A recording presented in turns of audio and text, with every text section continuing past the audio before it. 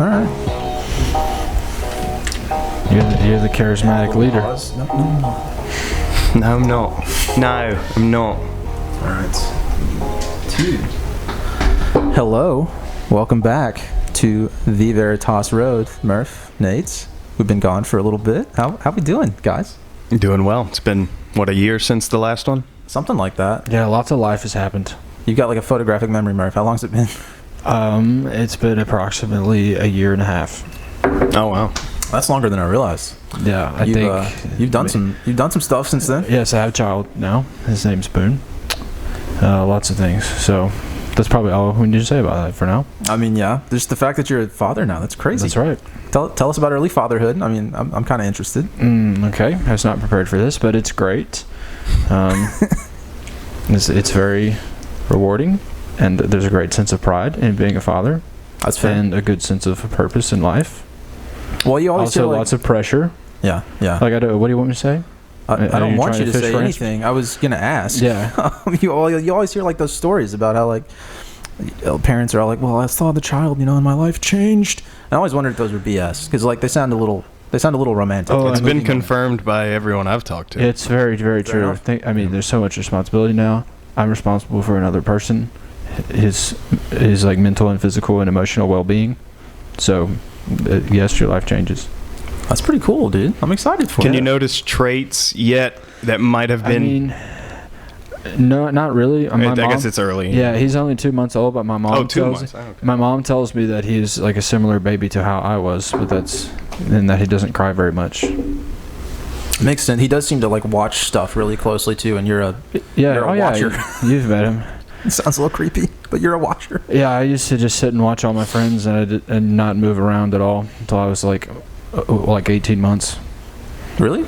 Yeah. I wasn't around when you were that little. Yeah, my mom would have to set food out, and I would cry the whole way crawling to it, and that's the only way I would move. That makes you sound like a dog. Yeah. Mom would just set food out and wait till I came and got hungry enough to eat it. I never had a problem eating. Yeah, me either. Yeah. I wouldn't say that's a problem eating, it's a problem moving. Oh, okay. I see what you mean. Wow, clever boy. That was the motivation for the moving was eating. So it'd be the opposite of a problem. It was the source of motivation. Boy, we're really getting off the weeds. You had a problem moving. I'm proud of you. But you're a new dad. Yeah, that's exciting. That's right. That's happened in the past year and a half since we last did our last show. That's amazing, man. Nate, what's been going on? We did a podcast or two a while back. There really have been no relevant updates since the last one. Certainly not certainly not at the magnitude of having a son. So that's fair. I mean, that's a pretty big bar to set. It's sort of just more of the same since then. Understandable. I guess we should address our hiatus now. We haven't done an episode in like a year and a half, and I moved in that time. That kind of threw things off. I don't know. Life got in the way, man. I've missed this though. I miss talking to you guys. Yeah, life has gotten in the way, but I too have missed it. I'm very excited about the prospect of intellectual discussions with two people I respect and highly value their opinions and thought processes, and look forward to the things that we will agree and disagree on. Excellent. Thank you, General. Those will be the good.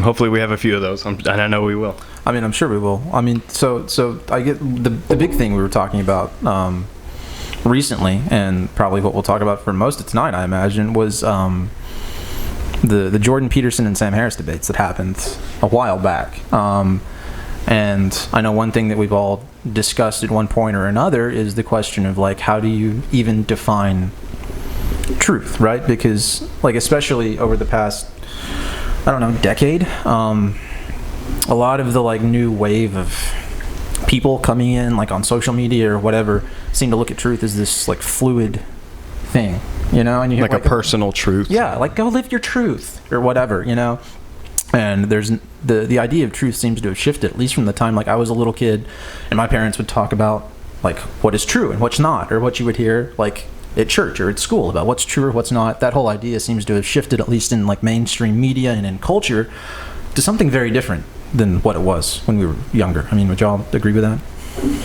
Yeah, there's been conflation, I guess, with that the term truth is being used by people in that colloquial sense that isn't in line with its classical meaning. I think that accounts for a lot of that. I mean, doesn't that muddy the water a little bit, though? I mean, I know for me it does. When I'm having discussions with people, I think it makes it a lot harder. Yeah, I would agree with that.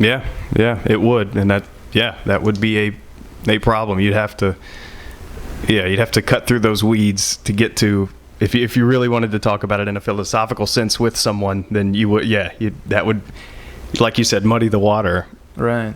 To get you, you'd have to get through that to then address what you actually want to address by it. Right. Yeah. So, I mean, I guess the first question that you need to ask in a discussion like that is, what is truth? Because I know, like, we've talked a little bit about that Sam Harrison, Jordan Peterson debate, and that seems to be one of the areas where even they get hung up on. Certainly. A lot. Yep. Is trying to figure out what's true and what's not. And they have wildly different perspectives on that, it seems. Yeah, even saying what's true and what's not is kind of a little bit separate from what is truth. Would Explain you say? yourself. Like, well, what is the truth? You have to answer that before you can be like, well, this is true, this is not. I guess is what I'm attempting to say. Yeah. So the main question you're saying would be, what is true? Yeah. That's what I'm saying. But then don't you need to be able to define the truth in and of itself? Like, does it need, like, its own definition, right? You mean with regard to a specific claim or description that needs evaluating, or you mean the definition of truth? Right. To be able to ask the question, what is truth, you need a conceptualization of truth. Right. Yes. Isn't that what I just said? That's what I meant. If I didn't say that, that's what I was trying to mean. Maybe that's what you said. That's not what I heard. Like, you can't. It's hard to say this is true, this is not, unless you have a definition of truth. Okay, fair enough. So I was thinking about how I think of the definition of truth. Yeah. What I wrote down was that truth is a trait of a description which matches it to intersubjective reality. I have no idea what that means. So you have a description of something, a situation, a matter of fact or not, and if it's true, then that is to say that it matches with intersubjective reality, as in that which exists regardless of perception. It be regardless of you perceiving it. Yeah. Okay. That which is the case. Which would be the case regardless of how you thought of it or perceived it. Okay. So intersubjective reality being, just that. What exists regardless of how you believe or consider. So something that is objectively the case regardless of perspective. Right. And wouldn't you call that existence? Like, what exists?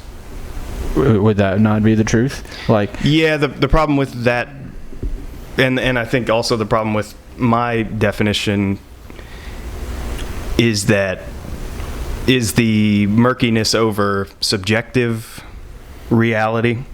When you say, according to my definition involving intersubjective reality, then that discounts a calling reality, calling something subjective real. Your feelings, I see what you're saying. Something that, and I think there is an argument to be made that those things are physically real in a sense. But that's a deeper, more complicated piece than just this truth piece. I only say that to say that's the part of my definition that I think is weaker, is that there isn't an acknowledgement of a subjective truth. Well, yeah, but even like the sum of a subjective truths or subjective experiences is part of an objective existence, right? That's how I see it, yes. I think all of our subjective experience is at some level an objective reality, which is to say that it's all physical.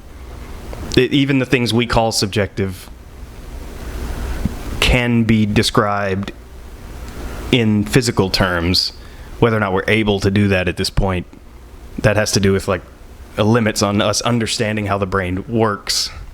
You know, like to say that emotions are actually physical things is to say that they can be described on the physical level.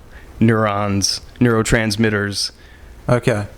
You guys lost me there for a minute. I'm going too far off on a tangent. Yeah. I had no clue what you were talking about there for a second. So I was simply I was just saying that my definition of truth, referring to intersubjective reality, might be inadequate in that it doesn't say that a subjective truth could be. Okay. So like, it denies people, in a sense, it denies people their feelings, more or less. That's what I heard. That could be the flaw with my definition, which I don't want to, which I think is worth addressing, because it's not. Obviously, you want to define something. You want the correct definition. I was saying that's potentially the flaw in the definition I've given. Although Okay. So I think at least in the beginning stages of a discussion like this, you can kind of separate like external truth from like the internal truth that is inherent to existence. So like you have like the presence of the little fake salt lamp that's on this desk, right? And then you have like, if I'm depressed, right? And I think you can kind of separate those two different things, because one is something that is internal, that is part of my like experience and perception, right? And while that is true to me, it's not necessarily intersubjectively true for everyone, right? And so I think you can perhaps separate those two things. Yes? And this is what we just sort of identified as perhaps a tangent, was that I would suggest that there is ultimately no separation there, or there doesn't have to be in description, because those things, you give an example of, emotions are ultimately a matter of physical processes. Like if you put me in an fMRI machine, you can see, like if I'm sad, you can see my brain firing in those places. Yeah, given enough understanding of those things, which I don't think we have at this point. In certainly with precision, you can't. Well, I shouldn't. I don't know. I'm not up on the neuroscience of it all, but there are certain things about brain states that can be recognized with the right equipment, right. But I don't think we're at a place where in detail we can tell that someone's having this specific emotion. Yeah, maybe I'm not sure on the cutting edge. Well, I don't know about the whole it all being physical stuff, but I do agree that why would you need to separate those two things? Like the presence of this salt thing on the desk and your emotions that you have in your day-to-day life. Yeah. Both fall under the overarching reality of this is what is happening. This is what exists. Yeah. So, I'm not sure what the point you're trying to make is, but the point I'm trying to make is truth is what is happening. Truth is reality. Yes. But in an even greater sense, it is as far up the reality ladder as you can go. It is everything that is what the truth is. Right. That I agree with, and that's sort of what I was talking about. Yeah, well, yeah. And to me, you can prove that by the fact that the world, as we might call it, existed before you came here. Yeah. Now, whether or not you existed before you came into the world is a completely different discussion, but this reality was happening before you came here. So in that sense, it is true regardless of whether you're here or not. It'll continue after we're dead. Right. So what is regardless of perception? Yes. Well, then in that case, you're saying that like my perceived emotion is on some level true, but isn't that a matter of my own like perception? Because you and I could have two completely different reactions to similar stimuli, right? Yeah. And so is that a matter of truth, or is that a matter, I think it's fair to say that it would be true that you had the reaction that you did. Yeah, that's well okay. said. Okay. Yeah. Fair point. That's starting to make sense to me. Okay. That makes And sense. I may have made a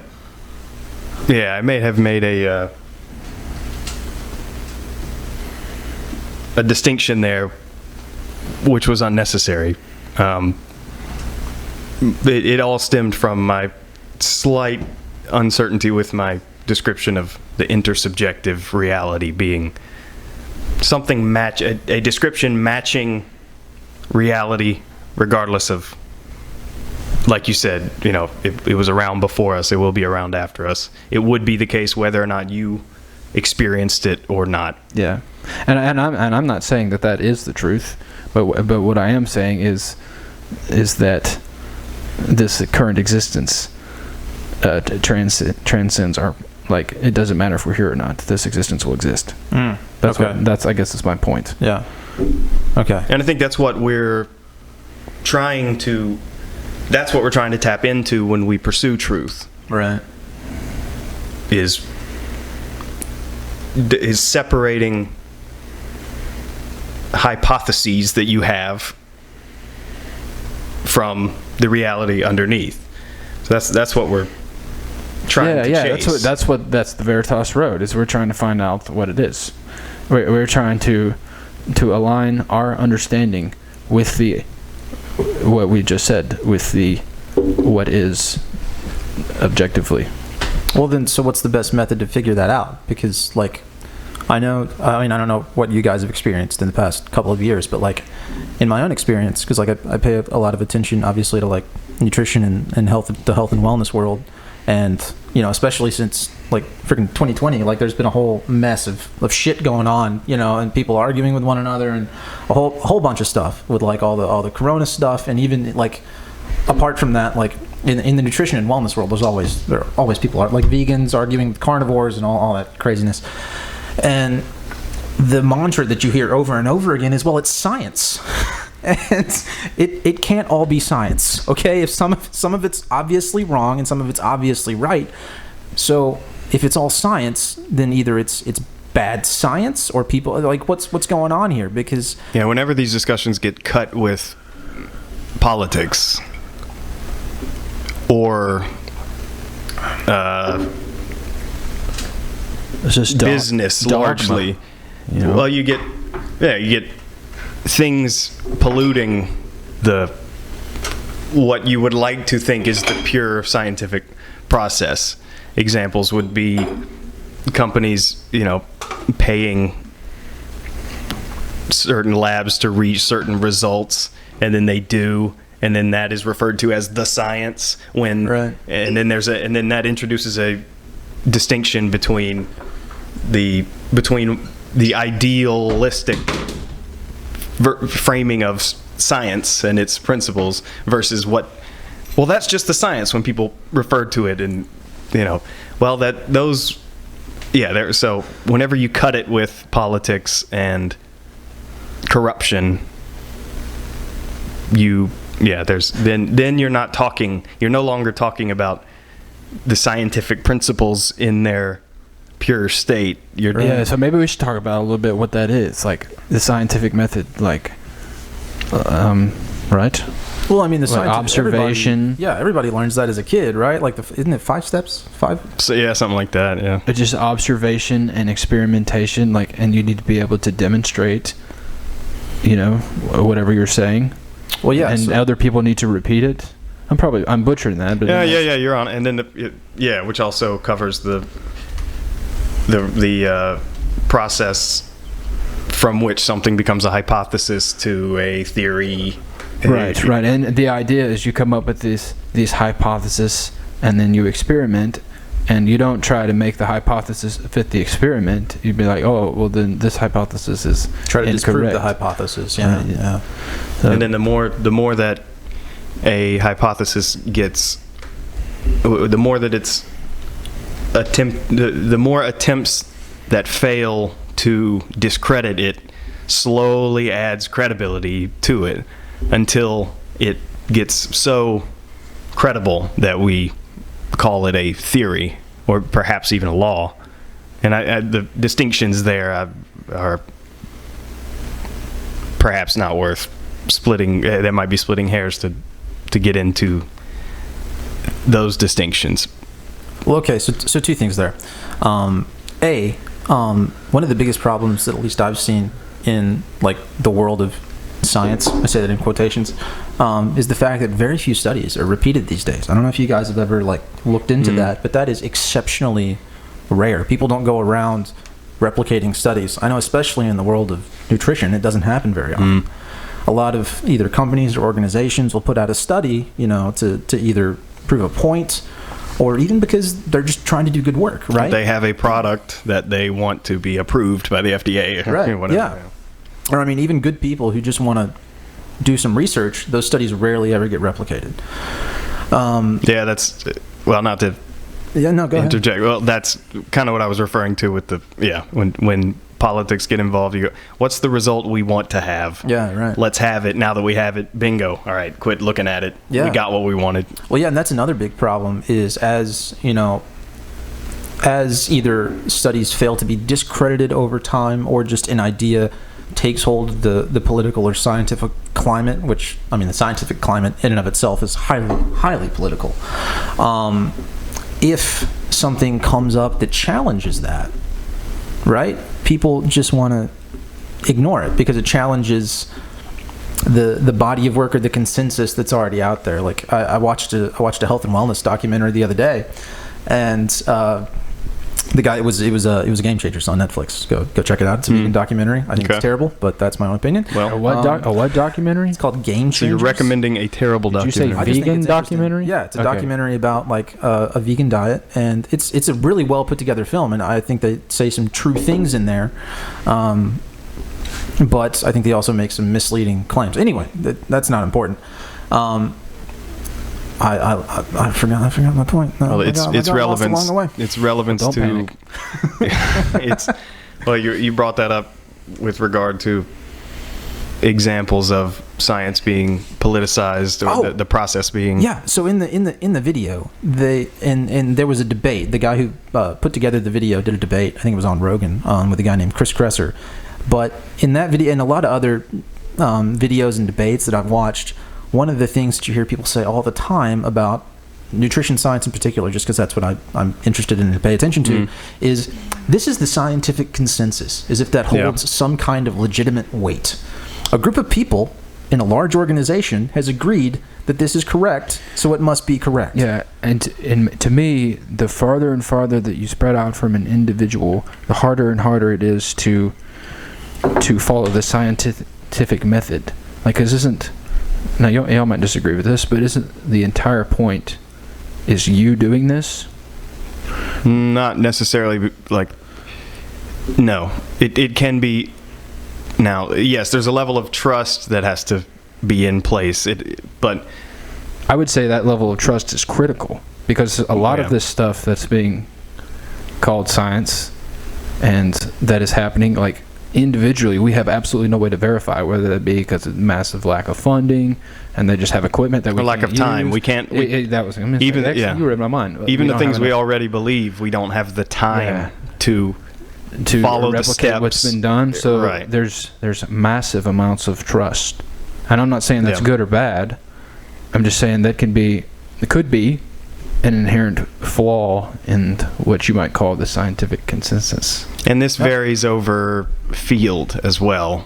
When we're talking about medicine or nutrition, those are obviously, well, maybe they're all subjected to, many fields are subjected to this, but it seems like that's a good example where it encounters those problems a lot. Certainly in medicine, needing to get something approved by the FDA, you need to have an example of an experiment that shows something, and so it can be less about finding the truth and more about the result you want. Right. However, there are things. It's often easy to forget the areas in which this trust holds up and works well, like airplanes. When we're in an airplane, we fully extend the trust to the science that this isn't going to randomly drop out of the sky because we don't understand gravity correctly. Right. So there are areas in which the trust it just goes unquestioned because it's been not unquestioned, but Definitely not. it's entirely trusted or trusted enough. The negative examples stand out, but we should also acknowledge the vast. I take this phone and I try to call someone. There's no question that it's going to work. That's a example of right. a good case of the trust in the science behind the way that it works and that it's going to work and that it does. Unless you're flying Malaysian Airlines, then your plane might fall. The what lines? Malaysian Airlines. That might be too soon. Oh, Malaysian Airlines. Oh. My bad, guys. Yeah, who knows whatever happened on that thing. We should do an episode on that. They keep trying, apparently. Are they still trying to fly? Still trying to? They're still trying to find out exactly what. Yeah, there's a whole sea of, no pun intended. Well, I guess to summarize what I'm trying to say is the scientific method and its principles, to me, is very, very good the closer you are to an individual. The farther you spread it out, the more trust is. The more trust is required. Therefore, the more chance for corruption. I mean, I guess that's a fair point. And as it approaches a more corporate level, then you have. I mean, anyone will look at corporations and tell you there's huge opportunity for corruption there. Yeah, I mean, I think you're right. I think you're right about that, because you have to try, especially for a lot of this, big scientific research, things that do take either large pieces of equipment or millions and whatever it happens to be, millions and millions of dollars to do. That's just not something that you and I can. Oh yeah, you can apply. You can apply it to anything. Yeah. I mean, think of the billions of dollars that they're spending in CERN to smash particles together. We just completely take their. I say there, but you have to trust, because there's no way Nate or you or me could replicate that experiment. I mean, yeah, that's a fair point. Right. I was watching a discussion that somebody was having with a particle physicist the other day, and one of the things that blew my mind, and I don't know if this bothers you guys, but I was listening to him make these claims about the universe, and I don't know any of them specifically because I'm an idiot, but one of the things I noticed was he would say, "Oh, this allows us I don't know, we did this and it told us this, right?"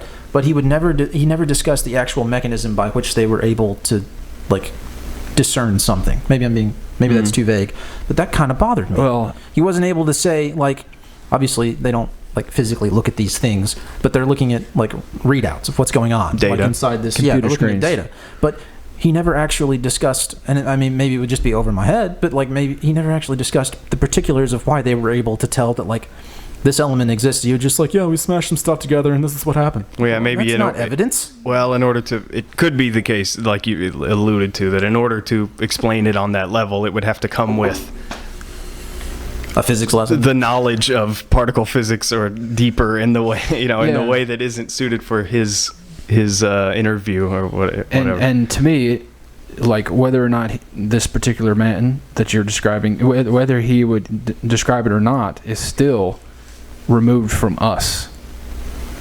So it almost gets to the pathos, ethos, logos thing.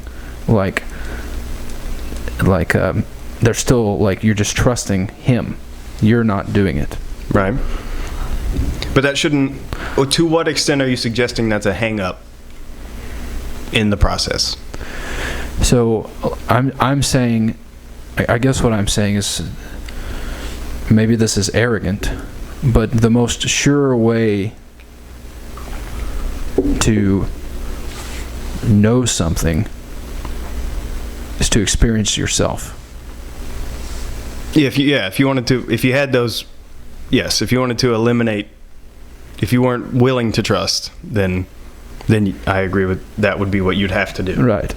But that's that's ridiculous. Obviously. It's impossible. Yes.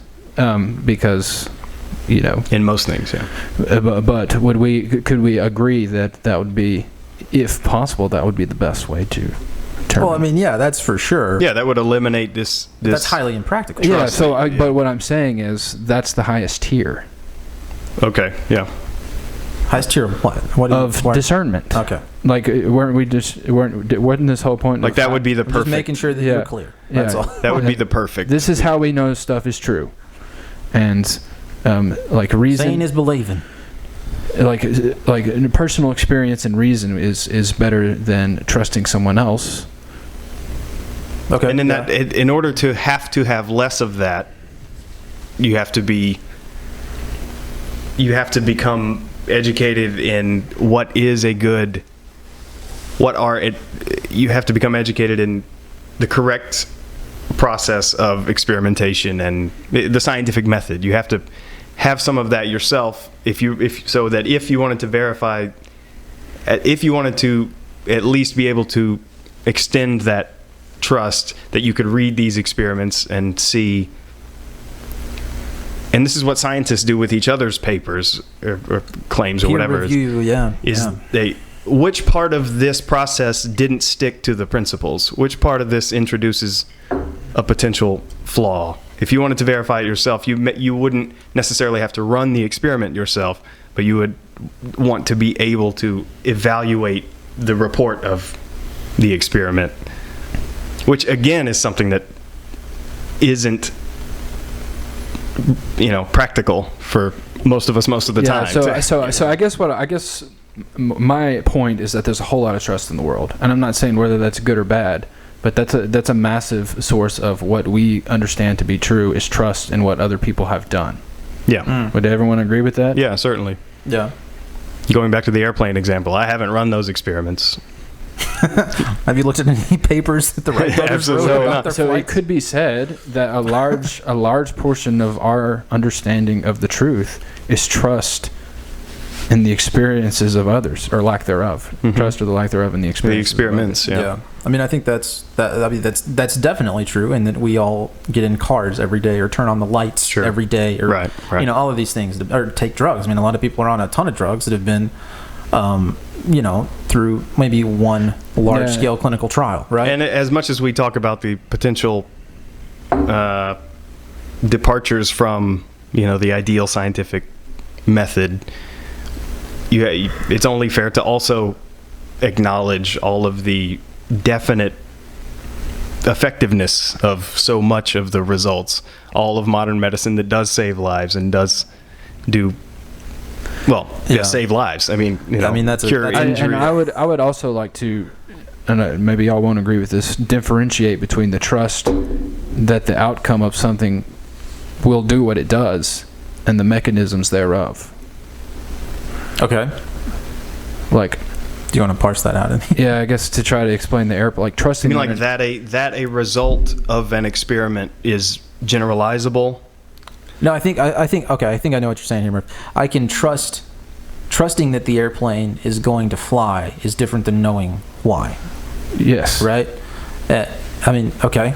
Why? What? Yes. What do you want to say about that? I just wanted to say that I think those are different things. So Like me dropping a ball is different than me knowing this ball Why is the going to ball accelerate dropped. at 9.8 meters per second. Yeah.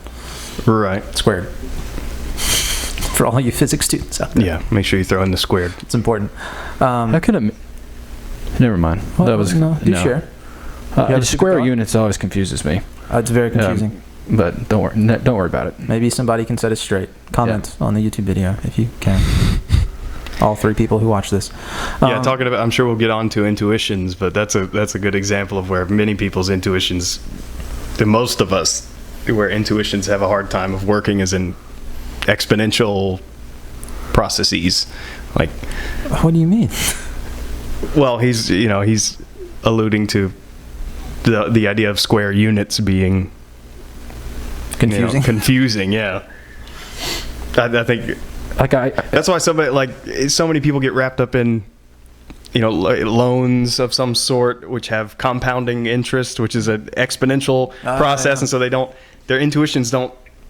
All of my student loans. They don't. Yeah. Yeah, they don't extend to how severe, the actual effect of an exponential process. I just thought that was a good example of where our intuitions can fail or be. They can often fail or be inadequate. Well, I mean, let's talk about that for a little bit, because that's one thing that has kind of I think guides a lot of people, and maybe it's just them wanting to believe what they already believe, is true, but intuition does seem to play a big role in the way people think and live their lives. It has to be, yeah. Is there a rationale behind intuition? Is there a place for intuition, or is it something we should all just kind of throw out the window? Like, in my own life, I found what I think is a really good place for it. But I mean, what do you guys think about that? Can we define intuition? Is that a dumb thing to say? Like, what do we mean by that? Well, so when I think intuition, I think an idea or a thought that I have about something, like, maybe I see, like, a study online that says, I don't know, broccoli's bad for you, right? And without even reading the study, I think, oh, that's bullshit. Like a gut feeling. An idea that something is or is not common true. sense. Yeah. Or, is or is not the case without actually looking into it and doing a study or what have you. Like, I don't know, that feeling you have when you see something or something goes on that's like, oh, this is right or this is wrong or this is one way or another. Yeah, I mean, how can you... It's like we were saying, with the trust thing, how can you not live with that? Because otherwise, otherwise you would be logically dissecting everything. Yeah, you don't have time not to. You have to use intuition or heuristics, shortcuts. Right. Heuristics is such a fancy word. I still don't know what that actually is. It's like methods for shortcuts for having a functional truth, something that's good enough. It's a technically irrational. It might take shortcuts that wouldn't stand up to the rigors of chasing something that's 100% true or provable, but it's a tool that, or a description of a list of tools that allows for the shortcut. For example, is it like the whole always act like the gun's loaded type axiom? Yeah, I think of something like Occam's razor, the principle that suggests that is it the simplest explanation? Yeah, the simplest explanation. Is the one. Overly complicated explanation is less likely. So again, in saying that it's less likely to be true because it's an overly complicated explanation of a phenomenon, that saying it's less likely is suggesting what I've already said, which is that these are shortcuts that don't get you to. It could be the case that the elaborate explanation is true, but the heuristic here would be it's a probabilistic suggestion that it's less likely to be true. So it's a shortcut that allows you to play with probabilities as opposed to getting 100% confirmed or 100% disconfirmed. That makes sense. I'm pretty sure I learned about that on an episode of Star Trek. So that's the that's the extent of my understanding on heuristics, apparently. Mark, you look like you have a very... Well, I was just thinking to myself that, intuition is perhaps, you could say, an ethos is where you trust yourself. Well, as opposed to trusting someone else, which is still on a level of trust and not, like, empirical experience. I think it's a matter of, and the right amount is a balancing act. You have to, as we've said, have some level of intuition to guide you, or heuristic, or some sort of probabilistic shorthand for figuring things out.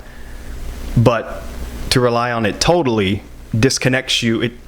You can't always just play the odds and expect to remain close to the intersubjective reality. If you never actually touch down anywhere, then you can drift away because by definitions the odds are not 100%.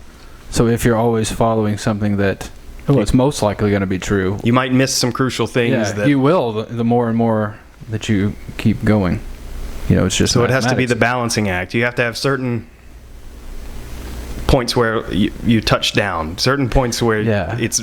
And perhaps we could say handholds. Y'all tell me if you agree with this. That those points and where you would call a touchdown or a handhold need to be, or should be, the most critical aspects of your worldview. Like that's what needs to get the most rigorous. I mean, that makes sense. The ones on which the others branch off from. Right. The pillars on which the argument stands. Right. Yeah. I mean, I guess my next question would then be like, where does intuition come from? Because, like, is it just one of those natural processes that kind of fleshes itself out in the brain without us thinking? Yeah, I think so. Or is it a result of like learned experience over time, which I guess is another thing that happens in the brain without us really thinking about it? But yeah, both of those things, because it does just happen over time. Like when you look at somebody and you're like, oh man, I got a bad feeling about that guy. Seems sketchy, that kind of thing. Well, and that's also a good example where you could, because you didn't actually verify that, you could just be totally wrong about the guy. However, you could also save yourself some hassle of dealing with someone that was that way that you suspected. Like, right. That's a good example of where it could be that it's tough to strike a balance. I had that problem 2 nights ago. I had a guy come in the restaurant. I thought he was going to be the worst. Greasy. Tipped me $20. Okay. You ever meet people that are just like, they just look slippery, He just gave me that vibe. Every time he talks, sounded like a used car salesman. I didn't like him. So, were you right or wrong? I was wrong. He gave me money. That's all I'm worried about in the restaurant business. I just want your money. So you're saying that a lot of that intuition comes from either learned experience over time? Yeah, we naturally develop these shortcuts. And that's because we're confronted with the reality that you can't verify everything to be sure. So you have to, we automatically, as we age, develop these shortcuts. Some are much worse than others. I would suggest that you ought to try to ground as many of them as you have the bandwidth for in reality. If these are going to be your shortcuts, you're going to use them all the time. Reality. I don't know if this is probably not answering your question as to the source of intuition. I don't really know if I can describe that adequately, but I definitely agree that it can be enhanced and with more experience in life. I think that's kind of where it comes from. It's sort of born naturally. I don't think it's totally conscious the way that we develop these. We notice a pattern and we assume that pattern's going to keep going. So our intuition becomes, well, this pattern that I've already observed a bunch is probably going to continue to be the case. That would be where an intuition would come from, and those happen naturally. We're sort of just wired to start to do that because it's a more efficient way of dealing with reality. Going back to, again, we don't have time to... Right. More efficient doesn't necessarily mean more true, but... That's correct. And well, yes, and it's certainly most of the time less true to either a small or a large degree. But it's a matter of we develop those naturally because we don't have the bandwidth to fully verify everything, especially considering how hypersocial we are as beings. We are also wired to extend that trust, like we were talking about earlier. If the elder of the tribe who is considered the respected one has learned certain lessons, it's in our best interest often, not all the time, but often to at least grapple with those conclusions, or even just use them, because they'll get us by most of the time, or a lot of the time, and therefore we don't have to do. And this is where problems come in, of course, because the person you're like we've said before, the person or institute that you're trusting isn't always. Yes. Okay, let me stop you guys right there. Okay, because I feel like we're starting to bridge the gap between intuition and belief. Because if an elder tells you something, and you decide to act as if it's true, that's I feel like more belief than intuition. Yeah. And so I think we need to delineate those two, and then if you have anything else to say about intuition, now's the time, and then we can move on to belief, because these are two very different things. I feel like intuition is this inborn thing that I think says either this thing that I've heard or learned is true or it's not. Belief is the acceptance and use of something, right? I mean, is that fair? Yeah, I think that belief is just the evaluation of something as true. I don't know how much of a we might be using it slightly differently we might have slightly different senses of what the word means, perhaps, unless that's what you meant by it. Okay, so But are you meaning to say that a belief is separated from?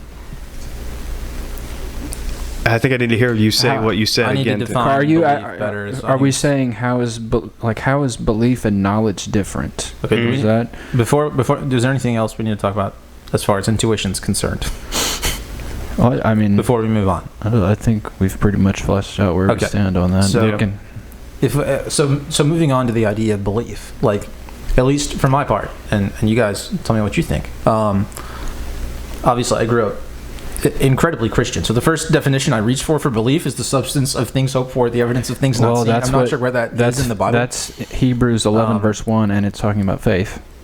I think it does is pretty much the same thing. Okay, so Belief you're and faith. but right, I got you. So that was the difference I was. So if I see something, I think of belief in two ways, and so maybe we need to separate these two things. If I see a study that I think is really rigorously done, then I'm going to believe it. I'm going to believe that person's true. I don't have any hard empirical evidence. I haven't done this study myself, but I'm going to believe them. I'm going to believe that it's true. So, and then there are things that I can't verify and that I haven't seen a study for that I might also believe are true. Like, you tell me you got in a car wreck the other day. I haven't seen your truck. You just told me you got in a car wreck, and I'm going to believe you because I just believe you. All right, or so whatever. Right. Based on what you just said there, sorry for hitting the microphone. Could I summarize and say that a belief is a decision you make in whether or not to trust Regarding the truth, you're right. Yeah. So that trust that we were talking about earlier, that ethos, a belief is your personal decision to extend that trust or not. Yes, I think that's fair. I mean, obviously, now we're getting into the realm of To either a person's account or your own guess or intuition about something. Right. And I guess we could extrapolate that to like written evidence as well. Yeah. Okay, well, that's good that we all agree on that. So then, what's knowledge then? Well, knowledge would just be Like awareness of truth. Like that's the personal simplest way to knowledge. Is there a difference in personal knowledge and belief? No. Yeah, I mean, yes. Sorry. Based on what we just kind of agreed on, like what would be the difference? I would argue that to know something is true, you would need to be able to. Well, to know something, you would have to. I think knowledge implies inherent truth, and if truth is something that simply is, regardless of subjective reality, then knowledge would simply be an awareness of that truth. The knowledge is a messier one because belief is better because it's easier for us all to imagine that a belief is wrong. But whenever you introduce the term knowledge, it sort of implies this, like you're saying, connection to truth. Yeah. Which means it is, but... So yeah, Carson, when you say that, like that makes me think it's impossible for me to know anything. Well, you can know something that you can verify, right? I know that, if I drop my phone but that's not what you said. over and over again, I've verified that it's true. Or, I mean, I would even extrapolate that to being able, like, if I see a couple of studies that have been repeated by different people, I would say that I most likely know. So you're using knowledge. There too, isn't it? That's a You're cop-out. simply using the it term is. knowledge to apply to Awareness of truth. beliefs that reach a certain threshold of truth. Yes. Thank you, Nate. That's exactly what I mean. So that's why there isn't a. So yeah, you're not using them as two separate things. You're using knowledge, like I said, to refer to beliefs that have that are absent of faith, perhaps. So is knowledge just the highest tier of belief? I mean, if you're going to that's look the at thing. You can that still way, the term knowledge is that's a why problematic it's messy because someone can know something that isn't True. so to them it's geez, them it's knowledge, but it may not but if we're saying that knowledge equals truth and belief doesn't necessarily, that's why that framing of it breaks down, because Okay. I'm with you. I think I was wrong. I think I agree with you in that knowledge would be the highest order of belief. In that I've seen enough non-empirical evidence to decide that this thing is true. Yes. yeah. And then if you want to, Wait, what? if you really Wanna do wanted the to other way? define it, then you'd need to put that line somewhere where it's belief until here, and then it's knowledge. I think that's where intuition comes in. Intuition is where that line exists. Yeah. You intuit where that line Didn't exists. we for just- yourself? But this is the Determine- problem: is you'd have to draw that line. Yeah, and didn't we just determine that in belief is just trusting your intuition is a form of that? That's kind of circular. Well, All right. the broad thing here is that a belief can be wrong or a belief can be right. It can be false or it can be true. So this all falls under the rubric. I think belief is the better way to talk about one's personal, Okay, I think it's time that we tie this to something practical. So I think that the idea that we're kind Please. of dancing around here is I think the easiest example as well is religious belief, right? And so, we've all spent a lot of time listening to like the Jordan Peterson and Sam Harris debates, right? Which in those debates they talk a lot about truth. They also talk a lot about belief. Certainly. sorry guys, they talk a lot about belief. That's really weird timing, man. And that's a big sticking point for them. But one of the things that Jordan Peterson argues is that things that you believe are true if they're helpful. Is that a fair? And Sam Harris seems to have a more concrete view of that. And so the whole concept of truth and belief gets very messy in that realm. Like, Yeah, Jordan Peterson has a functional definition of truth, as opposed to the one that Sam Harris has, and like I presented as a definition in the beginning, of being tied to what is the case in an intersubjective sense. What is reality? As opposed, Jordan Peterson has a functional sense of something is true because it works, in some sense. yeah, But you can seems to be his like- line. Yeah. This is my objection to that. If you allow astrology to help govern your social interactions, Right. Okay. and it works for you, it yields Mars was in retrograde today. if it yields a good social group that you're happy, that is functionally good, it seems on the Peterson view that you'd have to attribute some sort of truth to that astrology structure, Right. since it's working, since it's being functional in a way, which to me makes it clear that we're talking about two different things, two different versions of truth. Yeah. Yeah. We wouldn't yeah. say that it actually affects someone's personality if they were born one day or one day later, which moves them over the threshold of being one sign or you know what I mean? Yeah. But someone could use that and end up with it could work for them. Does that mean it's true? To me, obviously it doesn't. Right. This yeah. is where I have a problem with Peterson's attitude towards truth. If something is useful, it's true. Yeah. Okay. Which isn't necessarily the case. And like you mentioned earlier, always act as if the gun is loaded. Right. Is it always loaded? No. If I act that way, But then if it's- it might, but it's functionally safer for you to act that way. Right. Does that mean it's actually always loaded? No. So this is the conflation that happens from him that seems to me like you're.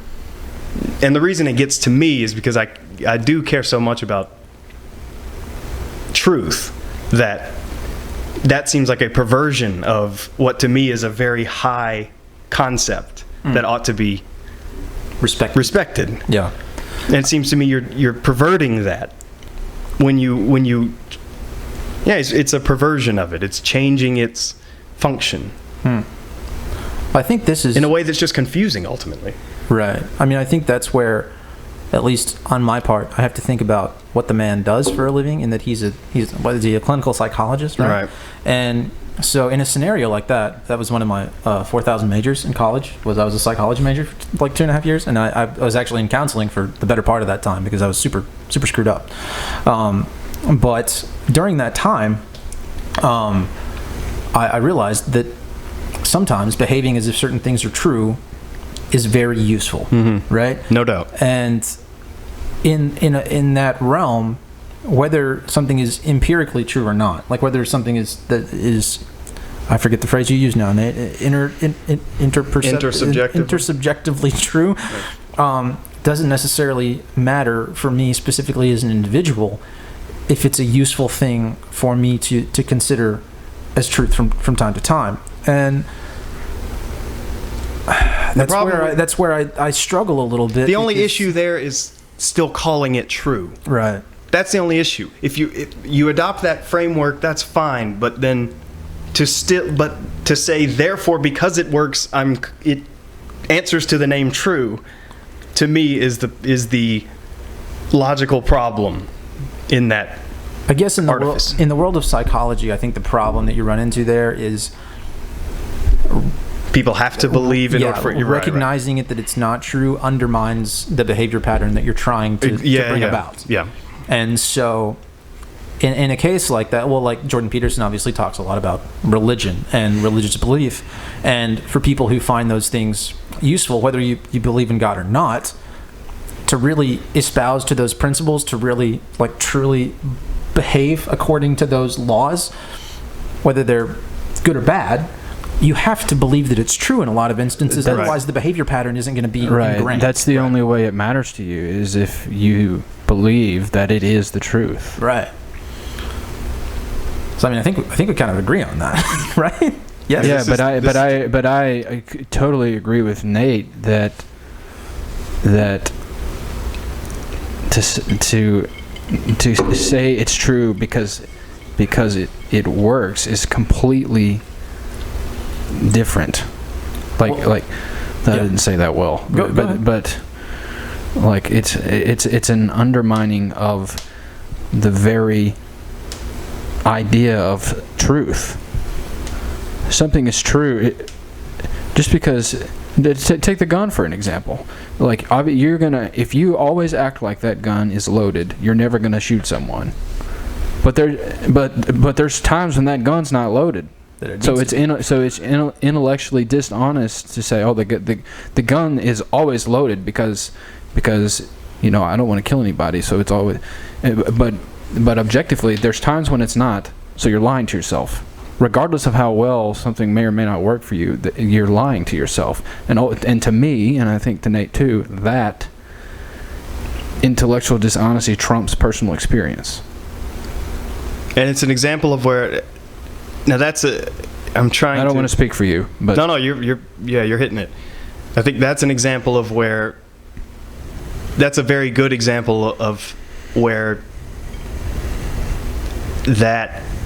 Where acting as if it's always loaded is such a good practice. I'm trying to think of an example where we use a shortcut like that, a functional shortcut that falls short. That does not yield such good results. Right. I can think of several, and if you want to, go on. That'll probably. But even just saying, like, whether or not it's good or not, just like idealistically, like it's not what is.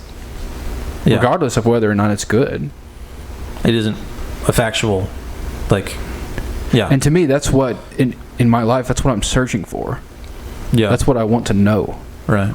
Well, so to provide you some examples, Nate, the easiest things I can think of are religious examples. In that, like, a lot of cultures believe that they have to sacrifice people for X, Y, Z to happen. Yeah. Like, I think like the Incans and the Mayans, would sacrifice people, so that they'd have like a good harvest or whatever. Right. Like, we believe that this is true, but and that leads to them murdering, thousands and thousands of people. Right. I have no idea if that's true or not, but we can just probably an easier example that more people can agree on is like the Crusades. Yeah. Like we've got to get the Muslims out of Jerusalem because they're desecrating the Holy Land, and then they just murdered a bunch of people. Right. Yeah, that's an example of when belief has had drastically terrible results. Or, I mean, Hitler, that's a good example, right? Let's kill a bunch of Jews to fix the problem here in Germany, right? Right. And this is going back to earlier when we made the comment about touching down or having a handhold. This is why it's a balancing act. We don't have the bandwidth to never use things like always act as if the gun is loaded. But we must not. We must have the curiosity to try to ascertain what the actual truth is, so that you don't walk around with all of these wasteful, pointless, perhaps erroneous shortcuts that actually don't work if you follow them too much. It actually wastes your time or causes you to make a functional error because you're using a shortcut that works a lot of the time. But this is the balancing act that has to be. And I would also throw in there, opens the opportunity for control. Explain. Like, if you're always taking these shortcuts because it's convenient, like Nate is saying, your balance between, I'm just going to say ethos and logos, between trust and personal experience and reason. If your balance between that is thrown off, then that could open the door for you unwittingly putting your trust in something that is objectively not good for you, or like Nate was saying, not working. Yeah. So and there's a huge myriad of categories for that. Right. But here's another one, the astrology example I brought up before. You could actually, based on if you're using that, you could actually choose to not engage with someone or get close with someone that could turn out to be one of your best friends, based on this idea that they're the wrong sign, they're an incompatible sign with yours. They're a Pisces. So there's the good example I was looking for of where. Or even like, let's say you always behave as if a handgun is loaded, right? The one time like a tiger leaps out at you from the forest, you're going to want to make sure.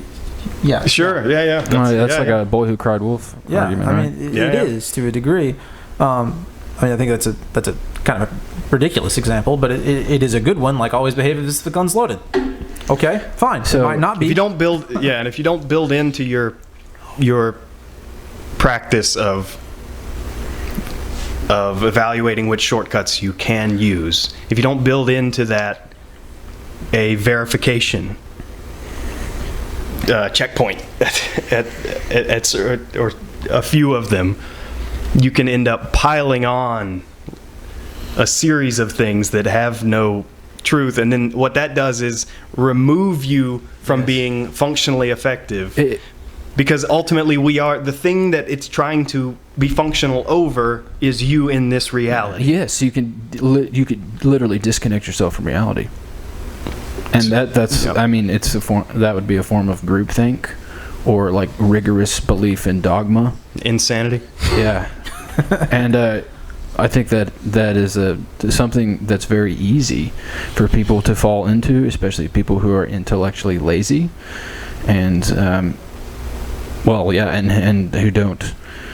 who are not introspective in any aspect of anything. For example, I don't.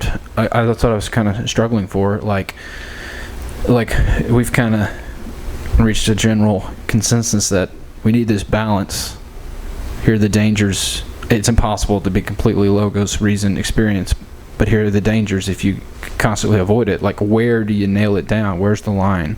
Like, where do you have to experience life for yourself to reason through things yourself? I think you hinted at it earlier, which is the foundational beliefs are the ones that need the absolute most scrutiny. Because those are the ones that the others refer back to.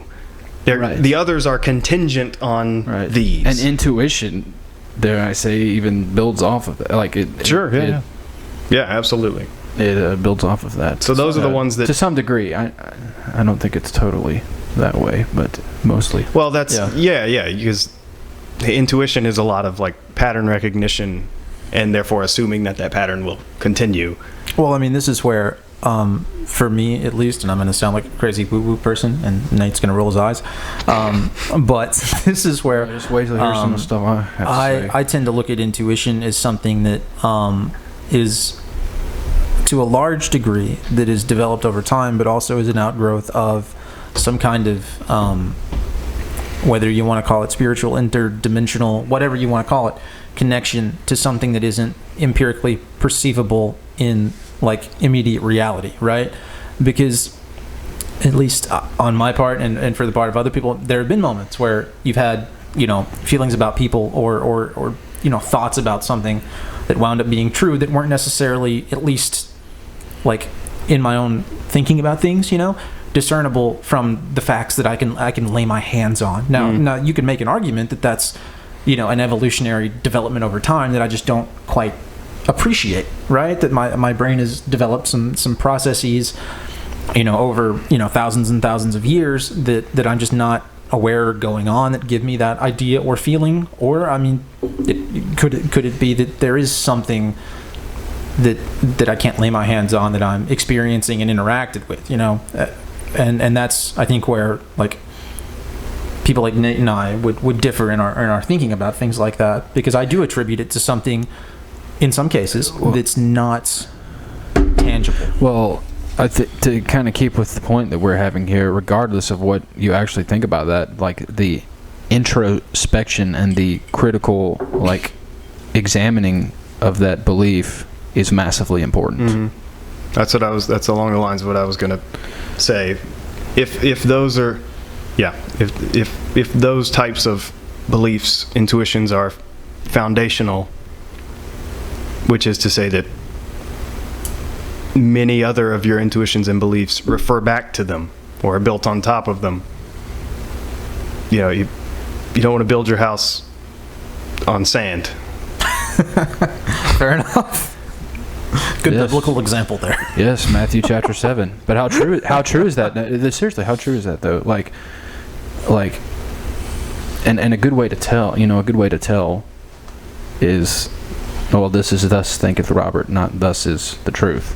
Yeah. Is, do you get, can you discuss your core beliefs with someone else who doesn't agree with them without becoming angry or defensive? Well, that's such a big problem now. Like, have you guys turned have you looked on your phone in the past, year and a half? In my opinion, everything is so charged with emotion now. You can't have these discussions with people without that immediate, change in emotional Yeah, well, in affect. my opinion, that shows a lack of, self-experience logos introspection is if you cannot entertain the idea that your core beliefs are wrong without becoming emotionally charged. There's something wrong with you. Well, maybe, but you haven't done enough work in understanding your own thoughts and beliefs. Yeah, it betrays a lack of confidence, right, in your own, right, and it betrays a lack of justified confidence, right. Just a lack of work. I mean, Yeah, confidence you would have gotten through putting in the right work to verify your beliefs at the bottom. Yeah. Dead silence. There is agreement there. That's something I had to think about. I'm musing about how much. To me, the framework of belief and truth that I grew up with was one in which all of your actions referred back to a central truth. I'm wondering now how much that is the case for people. How am I less common in that predisposition? Because what that speaks to is the importance of grounding your fundamental beliefs. The one that, like I'm saying, that don't building your house on sand type deal. Can you nail a little bit of that? Can you nail that down a little bit better? Yeah. So we were saying that the reason that you need. I was saying that the reason that you need to mostly intensely scrutinize the very core beliefs that you have is because all the others rest on top of it. Right. Now that's the way I'm wired.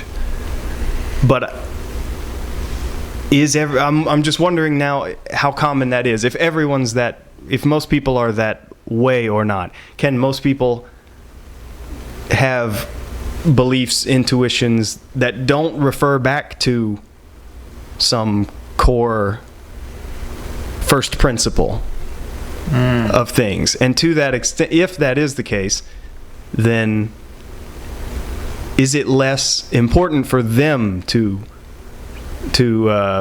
intensely scrutinize the types of beliefs that I would consider core and first principle?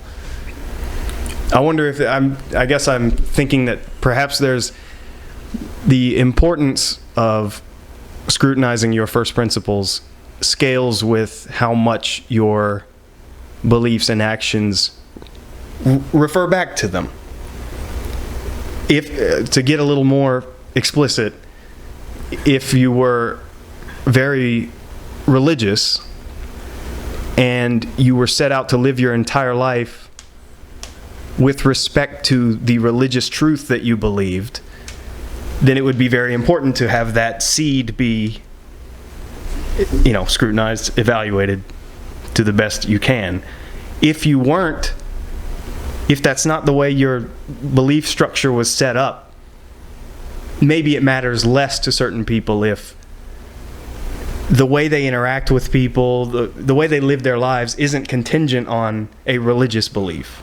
Like, they could say they're religious, but then most of their life they don't consider it or try to use their religion to I think that's true structure their lives. I think that's true for a whole population of people. Like, there are a lot of people who's like, well, just taking Christian religion as an example, like, there are a lot of people who say they're religious, but then, like, they've never read Christian text. They don't actually behave as if that's necessarily true. They don't adhere to those principles. That's true of a lot of Jews as well. That's exceptionally common in Jewish culture, to the best of my understanding. And so, I think that speaks very clearly to the idea that, like, I was raised with the idea that this is true, but I don't necessarily behave. It doesn't as govern if it my is. whole life. Yeah, like I move.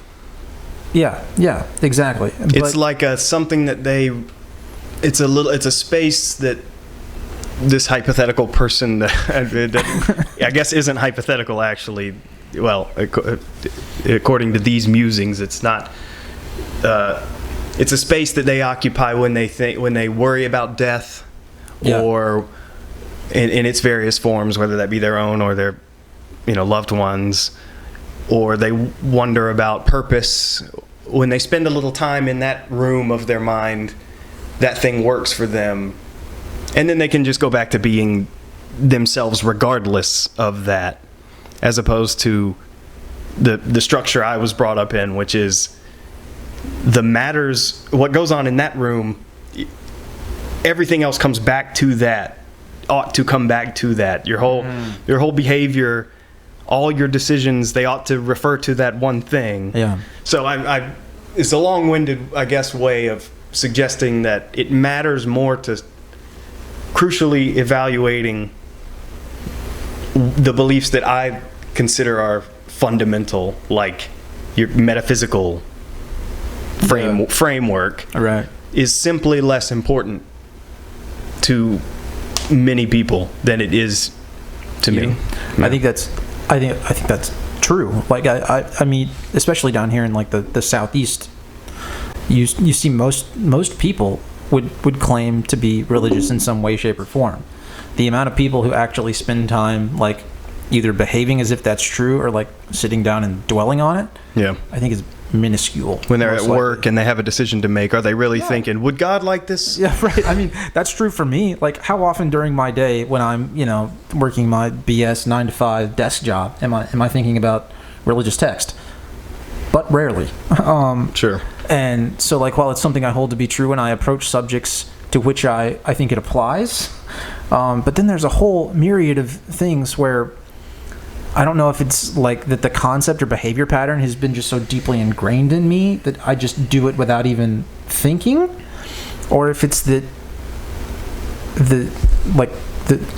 the Venn diagram isn't actually meeting in the middle, you know, that they're two separate concepts of like regular life and then there's religious life, you know, because I see those behavior patterns in myself often. And I tend to think of myself as like a spiritual religious person still to a large degree. And so, yeah, I think that's very true, that most people don't examine those beliefs to the degree that they affect their whole lives. And they ought not, and therefore they ought not perhaps need to. See that? Well, that's what I was going to ask next, and what I may not necessarily agree with. Is that good or bad, Carson? Is what good or bad? What you just described, like a compartmentalized. What you and Nate are talking about, like if you believe this to be true, you should live your life that way. Right. And if you're not, then perhaps you don't believe them to be true. Like, right. Well, I think that depends on what you believe. Like, for obviously, I can easily speak to the Christian experience, right? If I believe that there's a heaven and hell, and that there's a God, you know, who's going to either, you know, condemn me or elevate me, you know, after death, then I should ideally let that affect every decision that I make, right? Because every decision that I make is going to influence you know, that. Influence that. And to like a broader sense, to go like beyond Christianity, like, should the truth be important to you? Like, should that be why you're living your life? I don't understand the connection here. Like the things. If you have this idea of what truth is, should your life emanate from that? Like, should everything you do in your life come from that? Wasn't that what Nate was saying earlier? That all, like, but he was saying, I think so. But he was also saying that there's many people that are not that way, and it seems to be, you know, willy nilly. And I'm saying, like, is that a bad thing? We were brought up to believe that that's a flaw. Right, and that's what I'm at. Like, I guess that's what I'm asking. You know, breaking the fourth wall. Anyone who's listening, just throwing that out there. Is that a flaw? I mean, I think it's a flaw or a good trait where the rubber meets the road. Here's how I think it could be a good thing. If those beliefs that you have in the metaphysical room of your mind, if believed totally and applied throughout your life, would lead you to act in ways that are immoral, then it would be good that you compartmentalize. I would agree with that. I would very much agree with that. This is where I see where it could be a good thing. If someone's got some fucked up beliefs in their head about what reality is, but they only go there sometimes and it doesn't affect their life, that's a good thing for all of us. That they don't bring that to the world. I guess that's a fair point. I guess the point I'm trying. It's a good thing that Stephen King doesn't act like he's in one of his books. Is that what you're saying? I guess the point I'm trying to make, like, if you believe something is true, your life should reflect that. Well, should. What do you mean by should? Like, well, what Nate's saying is that in this case, like, the way, at least I think the way he's looking at it is that belief and morals in this case are separate, and that the way they affect reality should be considered. So, like, if I believe that the more, you know, people I stab in the left arm, the better my life, but I compartmentalize that, right, and keep that at bay. Yeah, you only entertain that when you think about life and death and right. Then we'll be okay as long as I keep that in a little box somewhere, and it doesn't affect me during my day-to-day life. When you I'm end up being a interacting better with people. person for not integrating Right. that. Yeah, but this. But if I believe that, you know, every From the world outside, yeah, who can stand? I can't. It's That hard does- for me to imagine. well, okay, let's take being in that person's Yeah, shoes and being able to tolerate that. That let's- seems like schizophrenia or something. let's take another example. Well, that could be a criticism of religion then. I mean, yeah, it could be. But let's take another example. There are a lot of religious texts that aren't necessarily the kindest towards, like, people who don't believe the same religion, right? Sure. Yeah. If I can compartmentalize that and not behave violently or against people who don't believe the same things that I do, if I can compartmentalize that in a way, then morally, from like the universal morals that we all seem to share, in that I should not harm another human being, then I'm the better for being able to compartmentalize I guess that belief. The flip side I of guess that then is, I would argue you don't really believe it. I hadn't thought about that. well, that gets to a definition of belief.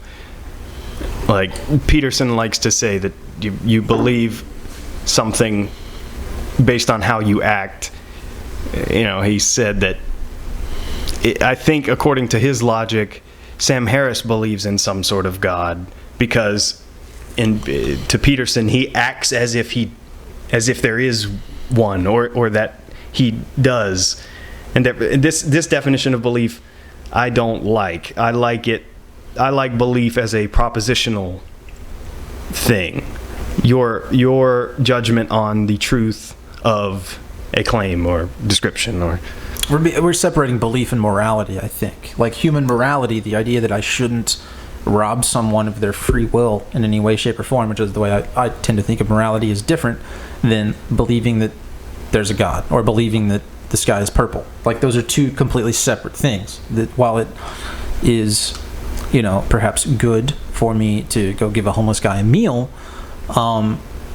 that's true whether or not I believe in another, a God or a Buddha or whatever people believe in, right? Yeah. Is that what you're kind of getting at?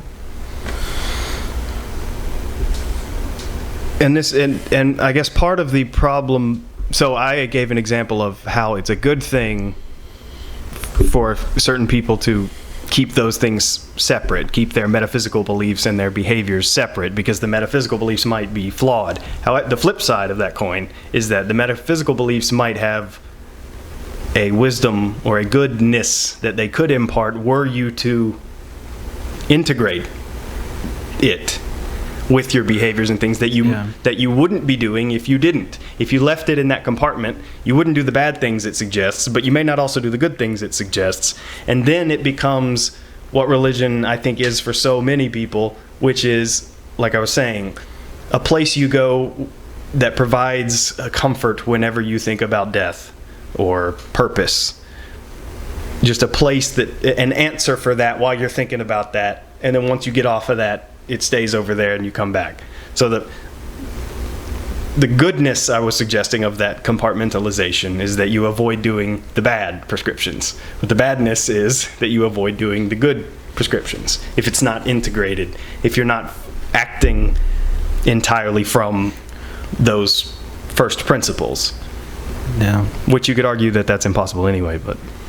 Well, I just think that,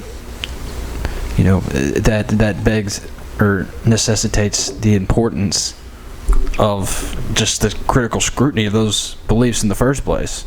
Because how easy is it for beliefs to slip into dogma? I mean, that happens all the time. So what you're saying is that you shouldn't... I think what you're saying is that if something can't or doesn't affect your life on the whole, if you compartmentalize it in any way, shape, or form, then either you don't hold it as true or you shouldn't hold it as true. I'm not sure which you shouldn't believe it. Which one are you saying? All right, say that again. Okay, that's kind of along the lines of the next thing I was going to ask, which was, are you suggesting that, and I think if you may not be, whether or not you are, I think I would agree with this, that it's ideal, if not possible, it's still ideal to try to integrate as much as possible, to have the right thing in the metaphysical compartment, and then to integrate it as much as you can. Yes. My intuition is that is a more ideal place than keeping them compartmentalized. Yes. That's my intuition, but I don't know that. No, I would think I would agree with that because that's placing the value on truth, regardless of whether it's true or not. But that's placing the value on what you, like, on what I, at least what I think is like the most important thing to place the value on is as to what is. And if you believe what is, then wouldn't you want to incorporate that into how you live in reality? Right. Right? Is that logical? That's absolutely. Yeah. I think that makes sense. That's online with my intuitions for sure, and that again goes back to the way I was I got brought chills when up. you said that. That makes sense. I like that. That goes back to that is certainly the way that I'm wired, because that's the way I was brought up, to everything ought to come back to a first principle, a fundamental truth, or a set of list them. of the yeah. Well, that was, I think, one of the big problems with the way we, all of us, were raised as far as religion's concerned, and the way, honestly, a lot of science is presented, is that people will hand you something, say, this is true, but don't question it. This is true, but don't ask questions. Like, that happens a lot in religion, and it happens a lot, at least in my experience, in the scientific realm. The suggestion there is you should act and incorporate this truth as if it was one of the heavily scrutinized foundational types. All right. But don't actually do the work. Yes. I've done it for I like you. where this is going. So what y'all are saying, and what I think I agree with, is with these, let's just say there's 10. With these 10 foundational tenets of what you think is true. Perhaps commandments. No, I just totally wasn't what I was thinking, but that's a good. We'll just insert blank here. Religion, authority. They'd be like, here's some of these. Here's 8 of 10, and don't worry. We've already done all this work. We've done the work. That these are true. We've done and so go and act as if they have been. Yes, exactly. Yeah. And it would be. That's dogma. Dogma, exactly. Yeah, that is like a practical. Sorry if I just drooled on that. A practical expression of dogma, and its flaws. Yeah. Yes, or its key flaw. And this is thus thinketh Robert. Dogma is everywhere. Yeah. Everywhere. The first thing I think of when you talk about that, after I think of religious dogma, is elementary education. School, religion, science, like politics. In class, fill in the blank. Elementary school, people, at least in our experience, to the extent that they are prescriptive and not descriptive, as in so much of school is teaching you about what is and not. Now, our experience was so much of it was prescriptive.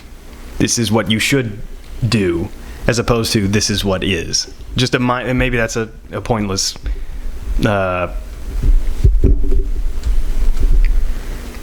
Well, yeah, but is there really it's the action of it being given to you, that's almost.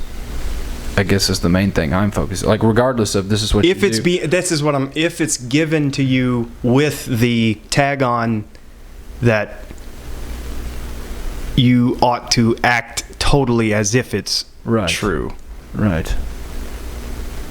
I think you guys lost me here. What no, I think I'm still agreeing with. I may have made a. What are you saying? I'm just saying that little distinction. What I'm saying is that distinction Nate just made doesn't particularly matter. In my opinion. Okay, back up and say what you're trying to say again, Nate, because I think only with the characterization of the dogma being going all the way down into elementary school and whatnot. I was only adding a hedge there, which is that's only the case if it's a prescriptive thing, as in when they're teaching you about facts of the world, like earth sciences, and you're learning about the different types of rocks and things. It's hard to say that's to put that in the dogma category. To me, seems an overreach, an overstep.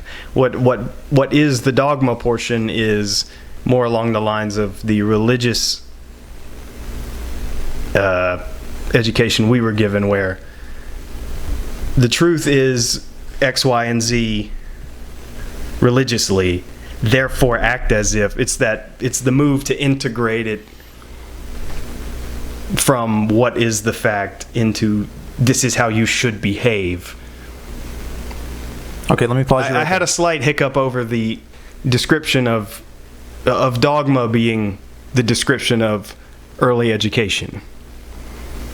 I haven't fleshed it out entirely. That kind of bothers you a little bit, yeah? A little bit, because that implies like a distrust of it that I think is maybe not appropriate. Let me stop you and ask you some questions, because this is going to be the conspiracy theorist coming out of me. Okay. All right.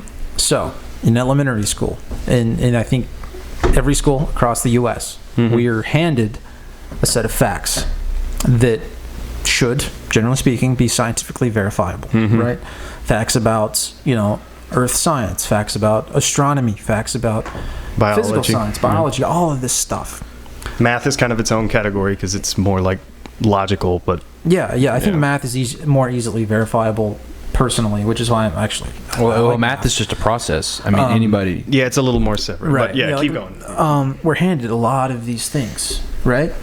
Would that not be a much easier method for modifying behavior over time or influencing behavior over time, than a lot? Wouldn't that be a great method for doing that?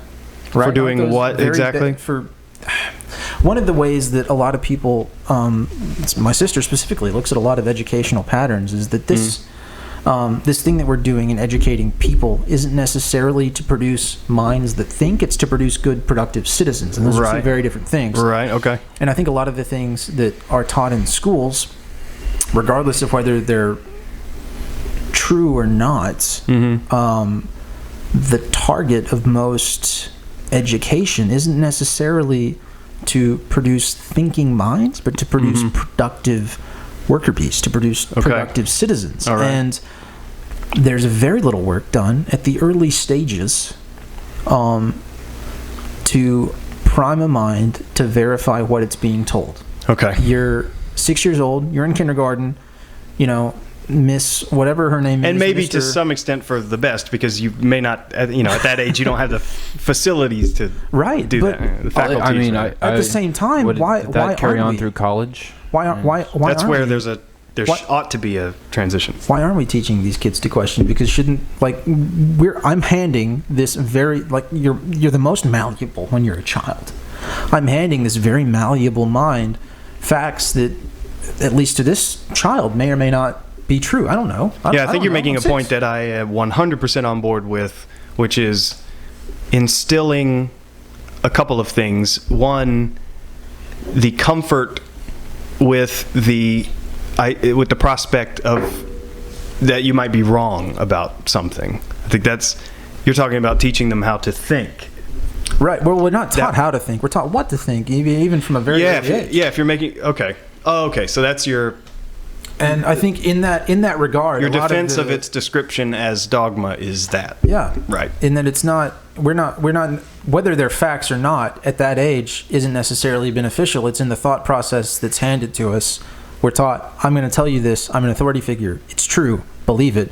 And then that produces, somebody who's more and more willing to believe authority figures over time. Right. I think it's a very useful way to produce people who simply believe authority. That's the way I view a lot of the education. Yeah. Sorry, that's getting real. Well, and to be part of this is the tough part of that is part of that is necessary. Going back to the trust that we have to have in the scientific consensus, let's say. We have to have some of that mechanism because we can't all run the experiments. Yeah. So we have to have. It's good to have some of that. But what you're saying sounds to me like support for what I would entirely support, which is instilling the comfort with the prospect you might be wrong and the willingness to investigate these things. This is what is true according to everything we know. But don't just take it. Don't just have this attitude like it's unquestionable. It's not sacred. Yeah, and that's It's questionable. and that's what blows dogma out of the water in all forms, is the ability, the removing of the sacredness. Right. Like you said, the comfort of questioning. And I totally agree with you, Carson, that I think that is not present at all in education. Or I should. That's, man, I speak so black. It's very May not be very enough. rare. Yeah. I mean, you don't see it very often, especially in the maths and sciences in school. Well, and it's even very in, hard to literature and question that kind of math, thing. but that, You do run up against, like I'm saying, I go back to the necessity of some of it, because someone can waste so much time questioning things that, like, you can question our knowledge of gravity and the way planes move through air. But it's You still can gonna work waste at the a end of the whole day. lot of time doing that and never get on a plane because of it. So you got to take some. You got to have some. It can't. It's a balancing act. I mean, that's where I would go back to my differentiation: the trust that the plane's going to work and the trust of the explanation, the mechanism behind it, are two separate things. How is differentiating between those useful? Because, like, I think what Nate's saying is true in that, like, obviously I can trust that planes are going to stay up in the air. I see them all the time, right? I see planes flying all the time, so I can trust that they stay in the air. How is the differentiation between that and the information that tells me that this is why the plane stays up? How is that differentiation useful? Well, it seems effectively these are the reasons that whatever 99.9% of flights are successful and don't fall out of the sky or whatever it is. Yeah. That seems to verify the why that we have. So to this point about questioning that it works versus questioning why, the fact that it does work sheds light on we're right about why. It just seems to undermine your suggestion of. I don't know if I don't think I agree with that. Okay. Well, then Entirely. Okay. Well, If you- okay. I think what Murph's maybe going to get at here. Sorry to stop you before you even say anything, but like I can say, that, like, I don't know. A plane stays up because when wings move faster, they're lighter than the plane, and if the plane actually works, but I don't know. But that's clearly not why. I can't use the fact that the plane works as evidence of to delineate why it works. You can't use the fact that something happens as the plane proof of the mechanism. Well, the plane is the example that suggests the credibility of our explanation as to why. Without if we weren't right about why, then it wouldn't work to that level. I started thinking about this when you're talking about that difference between trusting that it works and trusting why. That it works gives trust to our explanation of why in that case. But maybe you're making a more abstract point. I'm definitely making a more abstract point. And questioning could also be being used in two different senses here, as in like a curiosity of the explanation versus doubting. Yeah, first of all, like, I don't think you could necessarily make the jump from, if I don't understand how a plane works, or if I think that, somebody tells me how a plane works and I'm going to question that, I'm like, hey, some of this stuff doesn't make sense. That's not going to stop me from getting on a plane. Right? So, like, in that regard, I feel like there's a difference in the trust. Is that, am I fleshing that out right? Like that you don't need that. Yeah, I'm trying to understand the distinction you're making between understanding that it works and understanding why. Like you were saying that, we have to have a level of trust. Yeah. because we can't repeat In all order to these things. function. Right, in order to function. And now maybe you didn't say this, but you were like, you would have to trust that, the plane would fly. Yeah. That you'd have to trust that the explanation of why is correct. Is that right? And I'm saying that you don't have to trust that the explanation of why is correct to trust that the plane will fly and to function. Okay. I guess that's what I'm saying. Yeah, as a philosophical point, I agree in that with that. very specific instance too. Yeah.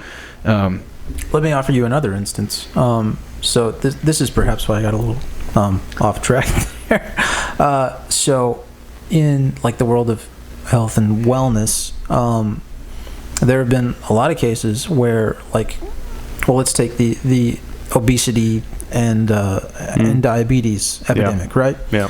People will prescribe certain diets that work, but will provide the completely wrong mechanism for why they work. Right. Right. That was the case with the whole saturated fat problem in obesity for a long time, which recommendations on that have changed drastically in the past couple of years. Okay. But people would say, okay, change your diet to incorporate higher quality foods, right? And therefore you will be less sick. The reason is you'll have less X in your diet. But that wasn't actually the reason. But that wasn't really the reason. Right. And while the mechanism of action wasn't understood, the thing that they wanted to happen still worked, right? And I guess that's the problem I see with that concept. I gotcha. Is that you can still do something and it works, but your concept of why it works might even still be completely incorrect, yet it still seems to keep working because of the confounding variables. Right. Now that you pointed out, I was actually contradicting myself with regard to the Peterson mentality of truth. I think I was actually kind of siding with him in a way there, that looking back now, that I was contradicting myself in that regard, because you're absolutely correct that we can have an explanation that works but isn't actually the true account of the mechanism. Yeah. I mean, you see that. What I did say at the time was that it sheds light. I didn't say that it means we ought to trust it entirely. I did say that it suggests that we should, but even then, that's still, even when I walk it back to even when I add that hedge, it's still a contradiction, which is, contradicting myself there. That's good. I mean, I just wanted to kind of figure that out, because like that's a concept that I think we see a lot in the scientific realm that's problematic. Like, we have this process that seems to work, therefore it's proof that our concept of why it works is correct. And just because something works doesn't mean that your rationale behind why it works is exactly right. In fact, I think in a lot of cases, at least in health research, that's dead wrong. Like, that happens all the time. The whole war on fat was a perfect example of that over the past 50 years. And I mean, I don't know, I think that happens less often in like engineering, obviously, because that's a much easier thing to study. There are much more concrete examples of why things go right or wrong. Well, going back to dogma, though, regardless of whether the explanation is right or wrong, the ability to question that should not be shunned. Correct. Yeah. And I feel like definitely in a lot of the stuff that I've gotten heavily researched into, it is in both religious aspects and science. I guess you have to do a certain, you have to do, this is the hard part, is you have to do a certain amount of your own legwork to get you to a place where you know what to trust. Where you cross that threshold of belief and knowledge, right? Perhaps. Dude, that is so true. That's been a journey for me for the past 4 years. It's been... Because we already established, and it's obvious that you can't function without a level of trust to others' conclusions. But what you have to do for yourself is learn to evaluate what's trustworthy. That is the crux of the matter, sir, in my opinion. And I think a good guiding... That face, you just... Well, but dude, Nate is so good at just succinct things that are so good. Like, that's like one of the biggest. That is such a big thing that you have to do to get to where you can have a functional worldview. Say that again, Nate. I think I need to hear that again because I forgot already. Just that the hard part is that you have to do enough of the legwork on your own to learn what types of people, who to trust.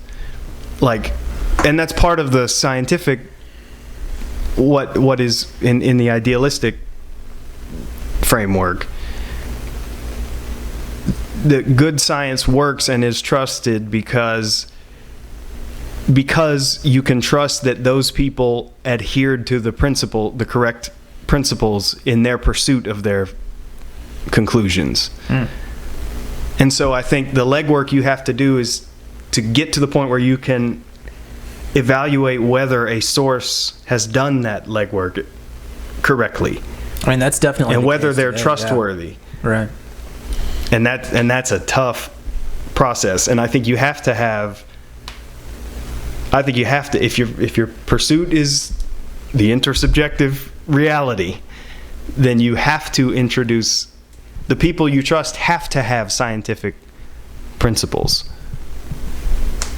This perhaps leaps on to, well, we already have kind of discussed the pros and cons of a strictly scientific approach to truth. But in my estimation, it is the best way to get those handholds and to get a grip on what's going on regardless of your perception of things. But I say that under the heading of the people that the legwork you have to, for me personally, it became about the trust that I give is given to people that I identify as sharing a scientific priority, a priority to adhere to the scientific principles. Again, under the heading of you just have to, the hard part is you have to figure out what you can trust. We have to have some level of trust because we can't function without it. And so you got to figure out how to trust the right sources. Saying trust is necessary at some point. It's necessary, and the crucial part of it is to have the right method to decide who to trust. Yes. That almost sounded like, to me, that almost sounded religious in the way you were describing the ability to trust someone else, and that they, like, you need to flesh out whether or not somebody shares the same, for lack of a better term, value system that you do. And in a sense, that's a very religious structure, the ability to decide whether or not somebody, like, does this person share the same concepts for, right, wrong, good or bad, orientation towards reality. Right. And if so, then at least as far as my worldview is concerned, I can trust what they have to say. Like, that's not too far afield from most religious doctrine in a lot of cases, I think. Well, the idea. I gotta pee. I'll be right Well, let me just say the idealistic of what it should be. It's not too far off, but from what it turns into, on both cases, can be really dogmatic. Does that make any sense?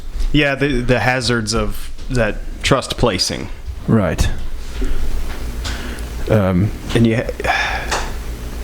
I'm considering more about what he said about the nature of that type of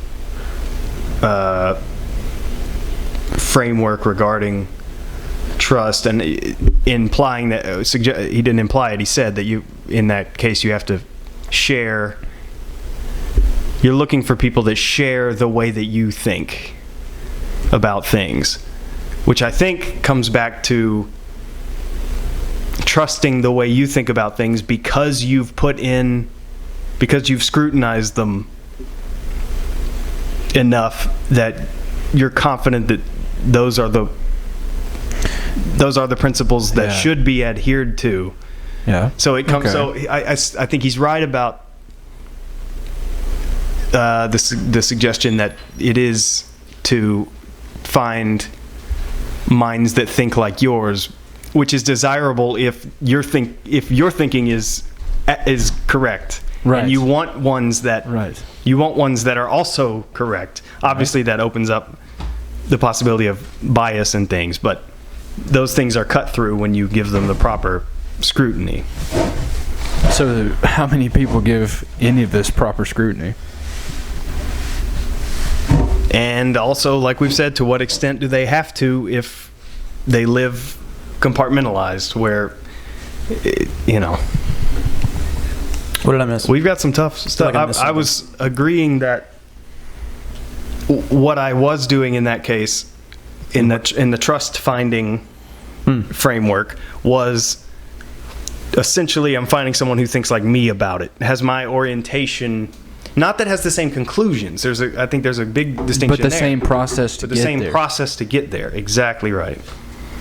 And so, what if your process is wrong? And that's why, Yeah. and that goes Okay, back to yeah. the point about how that fundamental piece, you don't build that house on sand. That's the fundamental part that you have to scrutinize.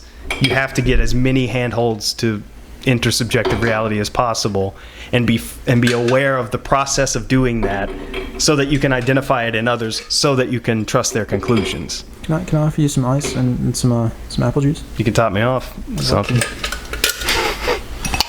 That's that's super interesting.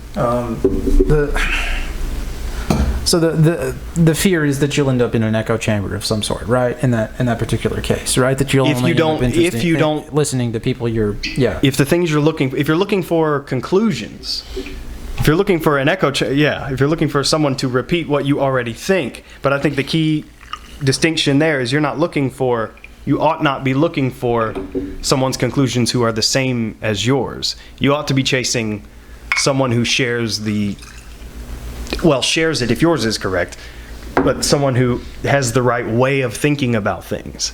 I have no problem, if I think that a source is getting their information in a way that is good, I have no problem accepting their conclusions that are counter to mine. Going back to comfort with being wrong. I'm not looking for someone who comes to the same conclusions I come to. I'm looking for someone who shares the process of truth acquiring Okay. that I think is appropriate. I see an opportunity for my own personal growth here, so I'm going to take it. Okay. In my case, when I am looking at information, whether it be online or, it's mostly online because that's some all strong anybody ever apple does juice, anymore. by the way. It's real strong apple juice. When I'm looking at any kind of information in general, I am more likely to trust a person's process if the conclusion they came to is similar to what I already believe. Yeah, and that's everybody that does that, has that. So then, how do you avoid that issue? Because that's a huge problem. Like if I'm reading research, if somebody agrees with my position, and for me it's easier to find things that are health related. So like let's take the idea that meat is good for you, right? If I read a paper that suggests that meat is good, I'm not going to dig much further. Right. If I read a paper that says meat is bad, it will give you cancer, I'm going to dig. I'm going to find something wrong with that thing. Yeah. So, how do you avoid that? You just got to That's turn a the real mirror back problem. on yourself and make sure you're thinking about things in a rigorous way that touches out to reality. You have to be open to being wrong. When we were talking about the education thing, that would be a crucial piece that maybe isn't, like I think both of you were alluding to, isn't included enough in education, is comfort with the prospect that you could be wrong. So that's a piece you got to have.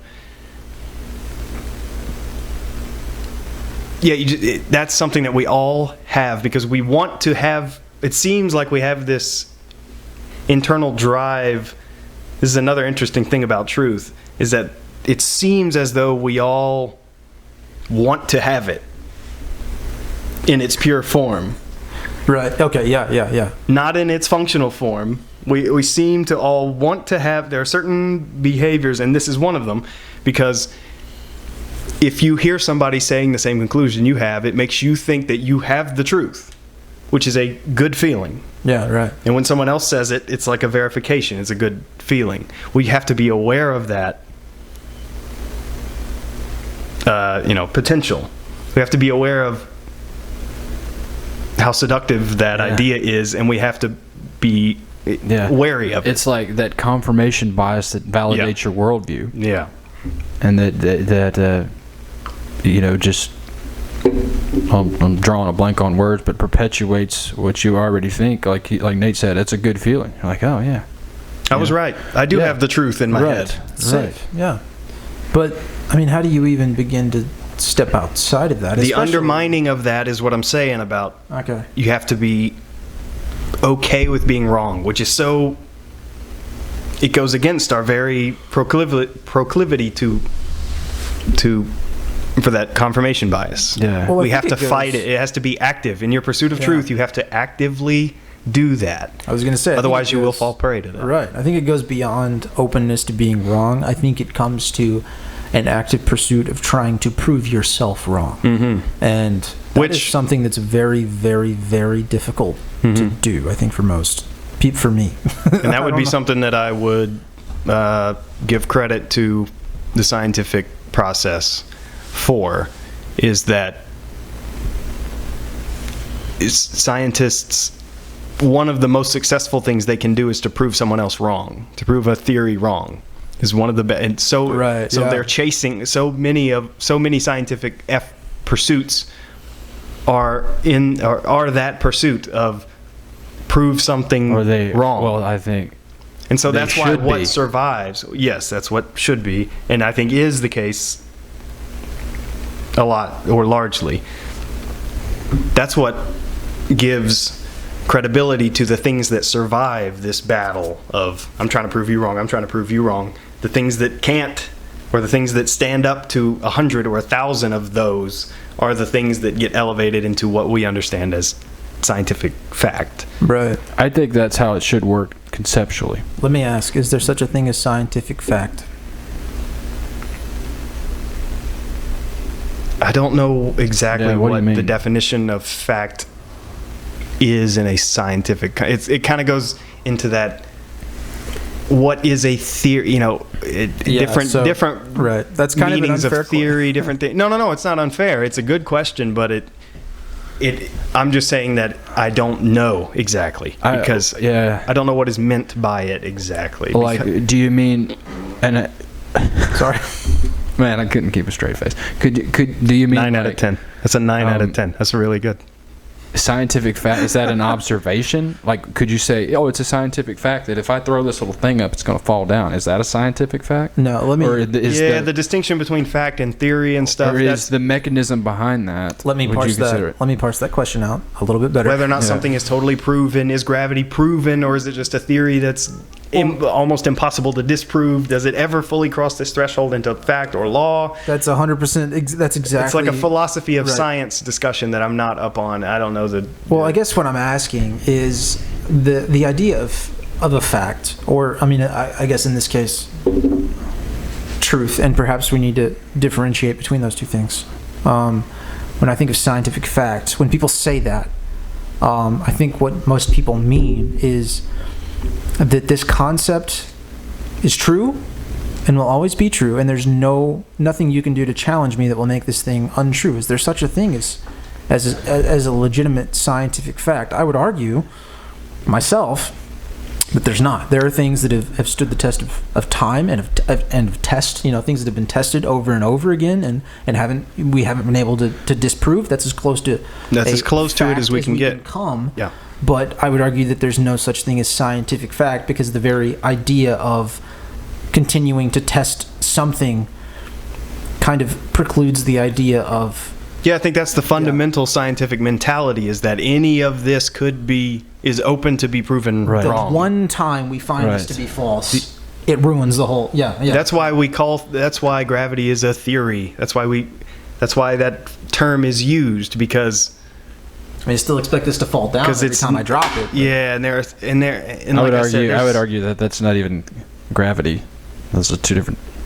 Like, gravity is the idea as to why the bodies in the sky are moving. The mass attracting mass. Yeah. We don't need to rehash the moon going around the Earth. Yeah, I wasn't going to go there, but That was a rough one. That was a rough we can save that for later. Gosh. But yeah, I mean, so are we saying no, there's no such thing as scientific fact? Is that what we're saying? I think there are things that get so close that you might as well call them that. But I think in a technical sense, that's why the word theory is used. Right. Because it's something that, that's why theory is used. Yeah, if something can be demonstrable and repeated over and over again, especially by oneself, that's as close to a fact as you're going to get. It could be, those, you could have a Asymptotic. theory. Yes. Yeah, you could have a theory which has a mountain of support for that theory. Right. To prove it is like a logical, technical step that might be one more than can be made Ever. given the science. Yeah, so I mean, I know it seems I think the ridiculous. answer is no, but Yeah. I think it's not that important of a question. Not important of a question, but I think the answer is no, but you get asymptotic. You get things that are so close that it's might as well be, Right. And that, that comes to that level, it comes to that trust again. Well, I think maybe the question seems ridiculous to you guys because you've thought about it a lot, but it's not something that gets introduced to most people. Like, that's not a concept that gets introduced to a lot of individuals, is the idea that maybe there isn't such a thing as scientific fact. Something is only true until it's not. I think the worry there is that it makes people question things that is a waste of their time. Unless it's part of that process of establishing who to trust by doing enough of the legwork to go, okay, the way they're doing it is the right way. Okay. Unless it's part of that, you can waste a lot of time trying to. I don't need to prove mathematical theorems that have been proven in the past. I don't need to spend my whole life doing that. It's a waste of my time. Instead, I can use them to perhaps advance. This is the worry about. This is the balance that has to be. Well, there's something that perhaps we need to flesh out a little bit more. Is you're right. There is like an ad absurdum point at which you should just trust that guy, okay, buddy? But where's that point at? Like, where do you reach the point that you can say, okay, I've vetted this information or this individual or this process enough to the point at which I'm comfortable trusting, at which I'm comfortable handing over my concept of the fabric of reality to this book or this paper or this person? At what point do you reach that decision? I think that point it's a hard thing, right? It is. That point varies based on how important the conclusion is.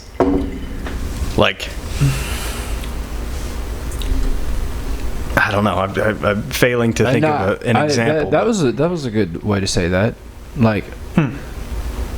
Yeah, if you think that something affects your metaphysical destiny, you're going to scrutinize that, or at least you should scrutinize maximum possible that to the umpteenth degree, I haven't heard umpteenth in a long time. The importance of the conclusion is, I guess, could be, or at least in the idealistic world, directly proportional to the amount of scrutiny you put into it. I would be more willing to take someone's word on exactly how my brakes work than I would be on what the metaphysical truth of the cosmos is. Yeah. Because it's less important. And so it comes back to a bandwidth question. It comes back to how much time do I... If I'm wrong about that, does it matter? Fair enough. Yeah, that's a good point. Okay. And then the healthy thing after that is to continue with this is also something that doesn't get done enough in all of us, including me. And then from that point to continue still recognizing how you weren't really sure.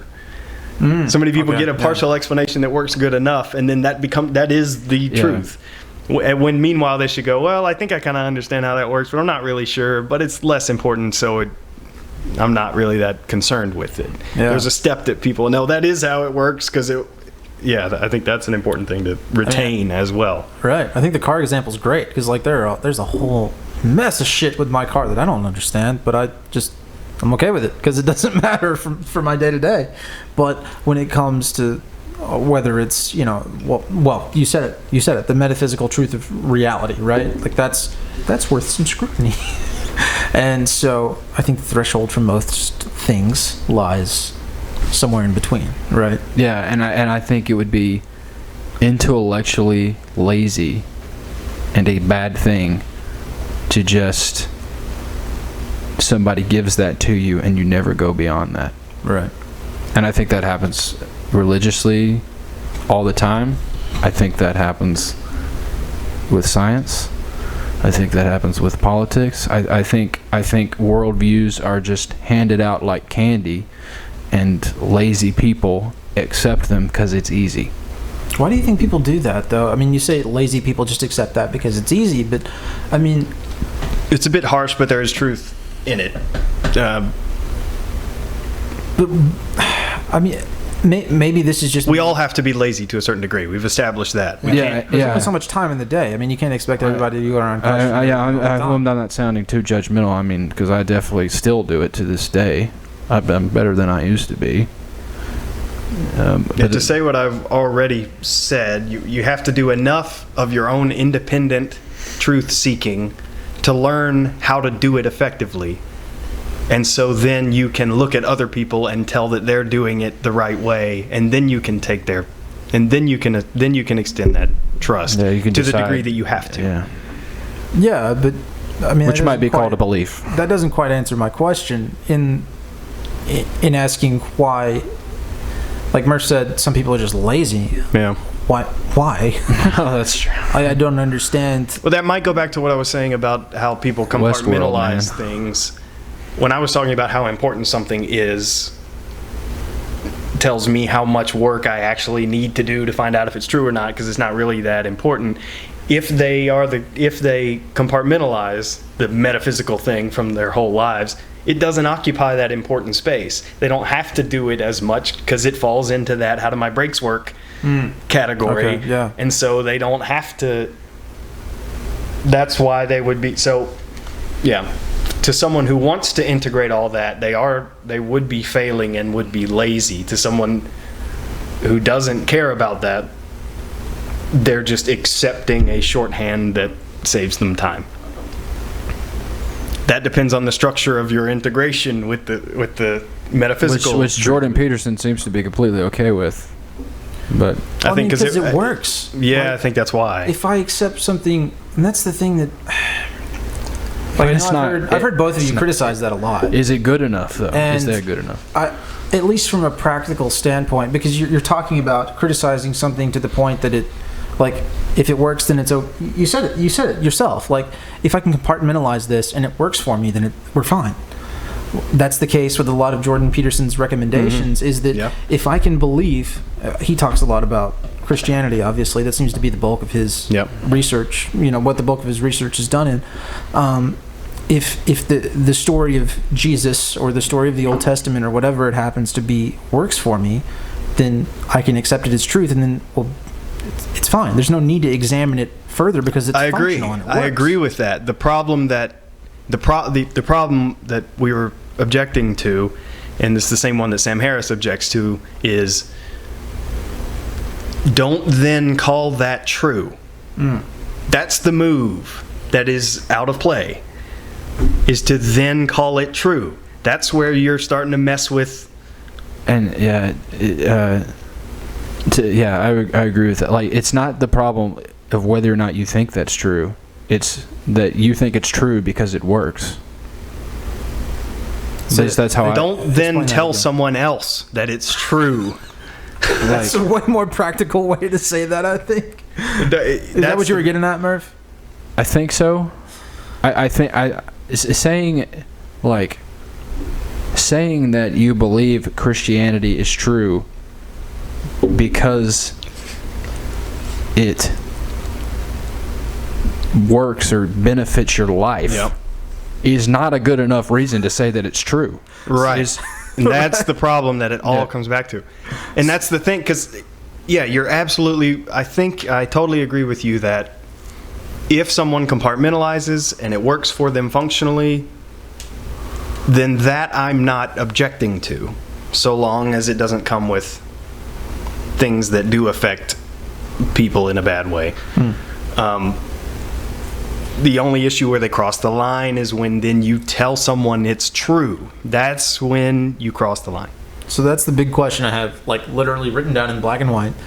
Does something need to be literally true to be used as metaphorical truth? And I think what you guys are saying is that no, it doesn't need to be, but you definitely shouldn't. No, but don't then call it literal truth. Right. But then, again, like you mentioned before, then that poses the same functional problem. You reach the problem for those people who have to believe it's literally true in order for it to be functionally true. Even though it isn't literally true, they have to believe it's literally true for it to be functionally true. Well, this is the okay. Well, that's why Jordan Peterson makes no sense to me. That's where he What do you mean?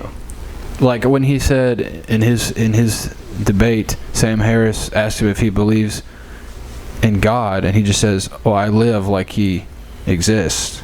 I was like, that's the dumbest thing I've ever heard. Say yes or no. I alluded earlier to that distinction between that he says, like, belief is what you act out, as opposed to, I think, what Sam Harris thinks, and this is also my intuition, that belief is a propositional thing. You propose something. Well, one I should believe it's true. Yeah, or not. I think one should follow. Like like, I believe this, then I act upon it. It's not like I act upon it, therefore I believe it. All right, I didn't say that well. I believe that if I eat correctly and exercise my entire life, that's better for me. I don't do that all the time. Does that mean I don't believe that it's the best for me? Oh. I think I still believe it's the best for me. Because belief is a propositional thing. I believe that that's the best for me to do. Do I act it out all the time? No. Does that mean I believe it's better to eat like shit and sit on my ass? No. That's a good point. That's an example of the problem with that view of belief. That definition of belief is flawed in that way. Because it doesn't account for propositional thinking. Love what you just said. That made a lot of sense. Why don't we? So we can believe things, but then our behavior doesn't reflect the things we believe, and that's not what Jordan's view incorporates. Right, he says belief. Precedes behavior. So we should probably like be right. To wind it all down. I guess like why? What is the inhibitants in a propositional belief that idealistically would turn into action? Why is that not the case? So I think we have. So is there something that we value more than what we believe to be a truth? Perhaps, yeah. I think there is, but that's not a belief, though. Is the problem? Like, yeah, functionally, I value more the laziness and the eating whatever, but I don't believe that that's better for me to do. I may have missed the exact mark on what you on the thing you were bringing up. Yeah, I mean, I agree with that. Well, that seems to be bad to me, or at least not ideal. What seems to be bad to you? That description. What? You can believe something that you don't act on. Well, I think we have a big question here that we need to talk about. Like, is that a flaw? Now or later? I mean, we can save this for another time. Yeah, it's a flaw of the human condition. The question I think we're asking, or you guys are asking, not me, because I'm lost, is if I believe something, does it inherently affect behavior? If I behave differently than the thing that I say I espouse to believe, do I really believe it? And I think that's what you're saying is your problem with Jordan Peterson, both of you, is that he suggests that belief will automatically dictate the way people behave, and that's not necessarily always true. Yeah. Well, I think I've probably contradicted myself. I think I think it should. Yeah. Okay. Yeah, that is the problem with my problem with Peterson's definition of belief. Because to me, I don't, that's just not the way I use belief. That's never the way I've thought of the word belief. Just like I've never thought of the word true in the way that he uses it. That's just not the definition that I think is the right definition. I think he conflates terms in a sloppy way that leads to confusion, and the confusion might be helpful for people. Going back to him being in practice. And that's the big problem. Well, this goes back to me discussing that might be a unique, not unique, but less common way of seeing things. When I was talking about incorporating your beliefs and your actions, I'm losing the train on that one. Okay, here's a question that may help clarify some of that. Why don't actions always follow beliefs? Okay. Why are actions sometimes diametrically opposed to your belief system? Because you say you believe that if you always eat right and if you eat right and exercise all the time, you'll be healthier, but you don't. Right. Why don't those two things always fall in line? Is it not a good enough explanation to attribute that to just the human condition and lack of motivation when it ought to be the case? I mean, I'm not suggesting that is good enough, but that's the first thing that comes into my mind. Does that not tickle the fancy? I guess you could say, why is that the human condition? Well, I don't think I don't think that solves the problem, Nate, because then you're introducing the idea of the human value system, right? Okay. Perhaps I value taking a nap more than I do being slightly healthier tomorrow. Okay, right? Maybe we make a distinction between belief and value then. And aligning our beliefs with our values is not always done. Yeah, but I would say it should be done, but it's not always done. Yeah. And perhaps I was definitely doing this at the beginning, and maybe this is Jordan Peter. He's using belief combined with values as the word belief, perhaps, and then. So we need to delineate between those two things. I think they are. Yeah. Yeah, but that's making a lot more sense to me now that we've talked about that. And perhaps what Nate is saying is a belief is merely a proposition. I think a proposition to extend that trust that we've beat that dead horse over and over again.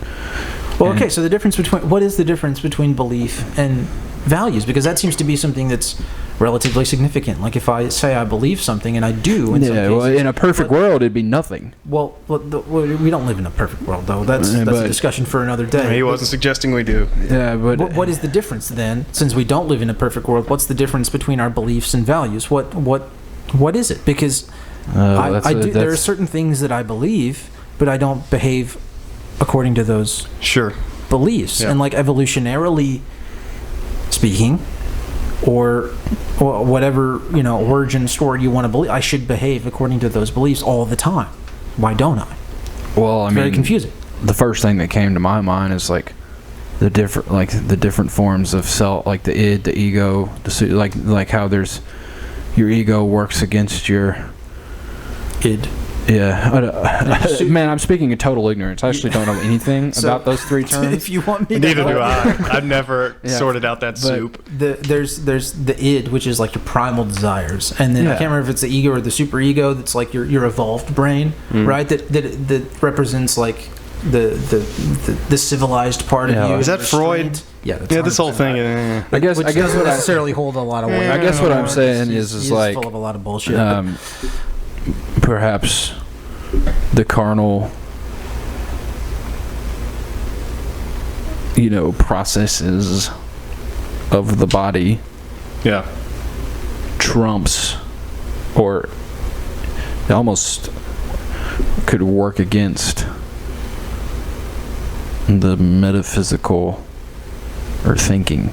Yeah, it's kind of like the cart and the horse interaction between our beliefs and our actions. It's like And I can see the necessity of that paradigm, because What paradigm? Sorry. the idea that, so the analogy I used was a cart and a horse, beliefs being the horse, the actual actions, desires, whatever, being the cart. Like, if I believe that I can run 100 miles nonstop, my body at some point will prevent me from doing that. So Maybe for not. for Marathon, good, right? well, okay, let's say 1,000 miles. It's Yeah. okay.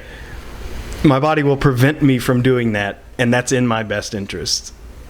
That's in my best interest to not do that, because it would kill me, perhaps, or what. Maybe there might be a better example, but the point is that because our beliefs can be so wrong, it's like they have to be connected to the biological like health of the body, or its ability to, I guess health is a good word, persistence. Well, I would say, maybe biological processes, because it could work the other way too.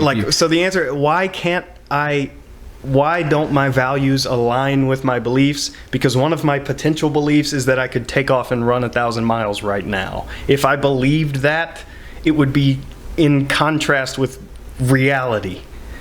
Okay. And so the point is that there is such a room for error in beliefs and reality, that, and physical reality, that to have your values and your actions 100% tied to belief would be not advantageous. It would be a problem for survival. If I believed that I could, whatever example, I gave the running example, but so you're saying that there is a necessary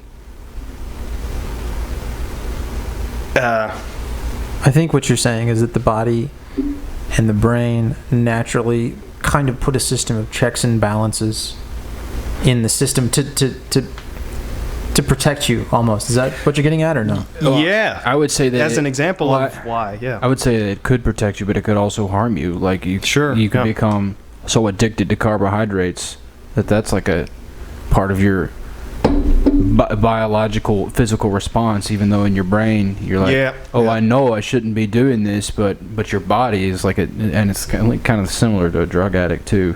But your body is like still But feeding. it's tied to the chemistry of it all, the biology of it all. Yeah, you may believe something that is simply incompatible with the physics, the chemistry of it all. And I brought that up as an example when you're asking why our values don't match with our beliefs. I think functionally, a place to look would be the fact that our beliefs can be so wildly different from reality that we wouldn't survive as well if our. Do you guys see what we're approaching here? Go ahead. We're moving directly towards the idea of free will. If I have beliefs that are diametrically opposed to reality, reality dictates my behavior. Or does it? Like, to that's some degree, the question that there's we're a push and a beginning to pull. ask. Yep. Is my behavior a direct result of the chemistry of my brain, or can a metaphysical belief system affect that behavior even a little bit? Like that's really, I think, the core of the question we're starting to ask is it possible for a belief system that is somehow separate and apart from, like, the electrical firing of neurons, Right. to affect behavior? And I don't know that that's a question that we can answer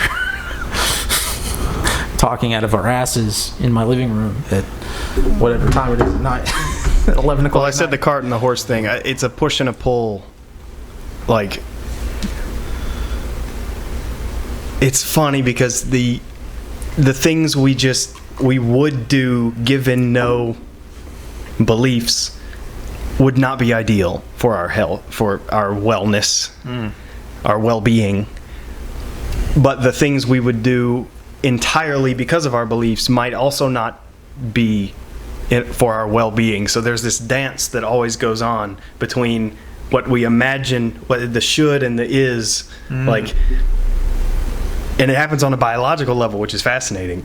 Like, but yeah, there's that dance that goes on that hopefully ends up having us in a sweet spot. Hopefully. That's the aim, anyway. Or you could say that sweet spot just turned into stagnation. Explain. Like, Yeah, sure. The beliefs and actions could overlap anywhere on that spectrum, given what you believe and what your actions are. But yeah, they could overlap in a place that is stagnant. Sure, but they could overlap they could work together in a way that is entirely productive. so I mean, And beneficial. I guess it would say, well, you could say that beliefs are very important. Certainly, no doubt. No doubt. But they don't. But the tagline is that they don't entirely govern our actions. Right. Oh my gosh. But I would agree they don't. But I would say it's a noble thing or a good thing to try to make that the case. I Here's agree. a big question. How do we tie that back to truth? That attitude I think is the more healthy one, because we tend towards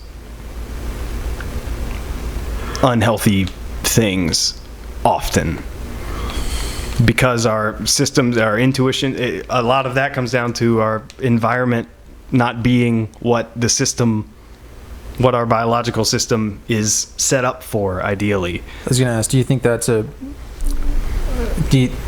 direct outgrowth of like progress being faster than like social progress moving faster than physical evolution, or do you think it's something deeper than Technological. I wouldn't say social. I would say technological.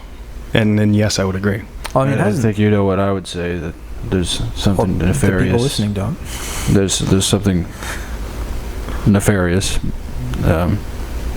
attempting to, I guess you could say, further that imbalance. That was really short and really dark. Thank you. I do think that leads. Yeah, I think that is a decent jumping off point for free will, which might Yeah. be what we discuss next time, according to. I mean, I think that's a pretty good idea because I'm really interested, because that seems to be a really big point of contention. I don't even know what a lot of like the popular intellectuals of the day would have to say about that. I think somebody like, I can't even imagine what somebody like Sam Harris would have to say about that. He wrote a whole book on it. Did he really? Yeah. Have you read it? No, but I've heard him talk about it enough that I've basically read it. I gotta get a hold of that information because I'm really curious. That's something that. So what are we gonna do next time? We should probably shut this down pretty soon. Yeah, we should. I think free will, didn't we? I think that's a good one. Yeah, I think free will is the discussion for next time. How did this discussion relate back to truth, fellas?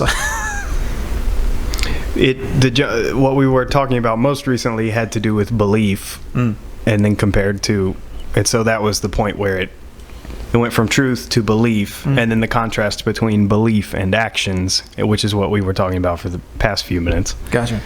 Yeah. And To tie it all up in a bow, I don't know if we've ended up on a spot where we can just tie it up in a beautiful, concise way. I'm okay with that. This is real life. Although the free will, Performance the jump into free will is a good, art. Yeah, that's a decent spot. Yeah. You look like you had something to say, right? No. I just said free will. That's a very great topic, and it can shed light on our worldviews and the truth we have, I guess, arrived at least what we think it is. Yeah, it was a big one for me, for sure. I agree with that. Which, what we think the truth is almost fundamentally opposed to the definition of truth. But Explain yourself, like in closing. What we think the truth is does not matter. I see what you're saying. What you think about the truth is immaterial in that truth let is me what is. let me backtrack that. What we think the truth is does not matter as to the nature of truth. I think it certainly does matter. Right. But it does not affect the truth. Right. Okay. That makes sense. Yeah. Truth is what is, and our thoughts on it don't affect what is it. Right. Yes. Yes. Truth exists no matter what you think about it. Yes. But despite my hedges philosophically throughout, I still find it best to try to get as much truth as possible into your head, and that will make your life better. That's always been my bias, my predisposition, and it remains that today. Despite you could argue it's philosophical justification, but that still remains my position. And in talking about free will, at least in my belief in the worldview, that directly ties as to what I think the truth is. I mean, I think that's something that, at least for me, hands me a level of pertinence to what we've talked about, in that truth will make things better. Otherwise, what does it matter if you can find? Because you have to react to the real world. Right. If you want to make changes, if you want to make things better, you have to make changes relative to what is reality. Yeah. And that you come to those, you learn what to do to improve things when you learn the reality you're dealing with. Sounds you learn. I like that. You learn what to do to improve things, and by that you could say improve yourself. Yeah. If you learn the reality of what you're dealing with. That's a good quote. Yeah. I mean, the good and bad, and ever striving for the good. I mean, that's something Sam Harris talks about a lot too. Is, trying to move away from bad and towards good, and I think that's I don't know. I try to enter into most discussions, most things that I do, being able to take something useful away. And I mean, I think here the idea that pursuit of truth will inevitably, and the action upon, what you're able to find out in that pursuit will inevitably at least give you the ability to aim towards something that's better, something that's good. Right. Yeah. I mean, Jesus Christ said in the Bible, you should know the truth will set you free. Just throwing that out there. Oh, that's a fair point. That's a quote. It's good advice. Use, still today, whether they're Christians or not. I mean, yeah. All right. Anything else, guys? I thoroughly enjoyed this discussion. So did I. I think we hit a lot more than we thought we were going to hit, which is great. Oh, it's been a good time. All right, folks. Thanks for listening. We've had a lot of fun. Hope you did too. Let us know what your thoughts on truth are in the comments. We're excited to hear from you. Check us out on Patreon. Subscribe star. We need your money. We're poor. Anything else, fellas? Looking forward to next time. Me too. Next time. Free will. See you people later. Hell yeah. Damn, what do we do? How much do we do?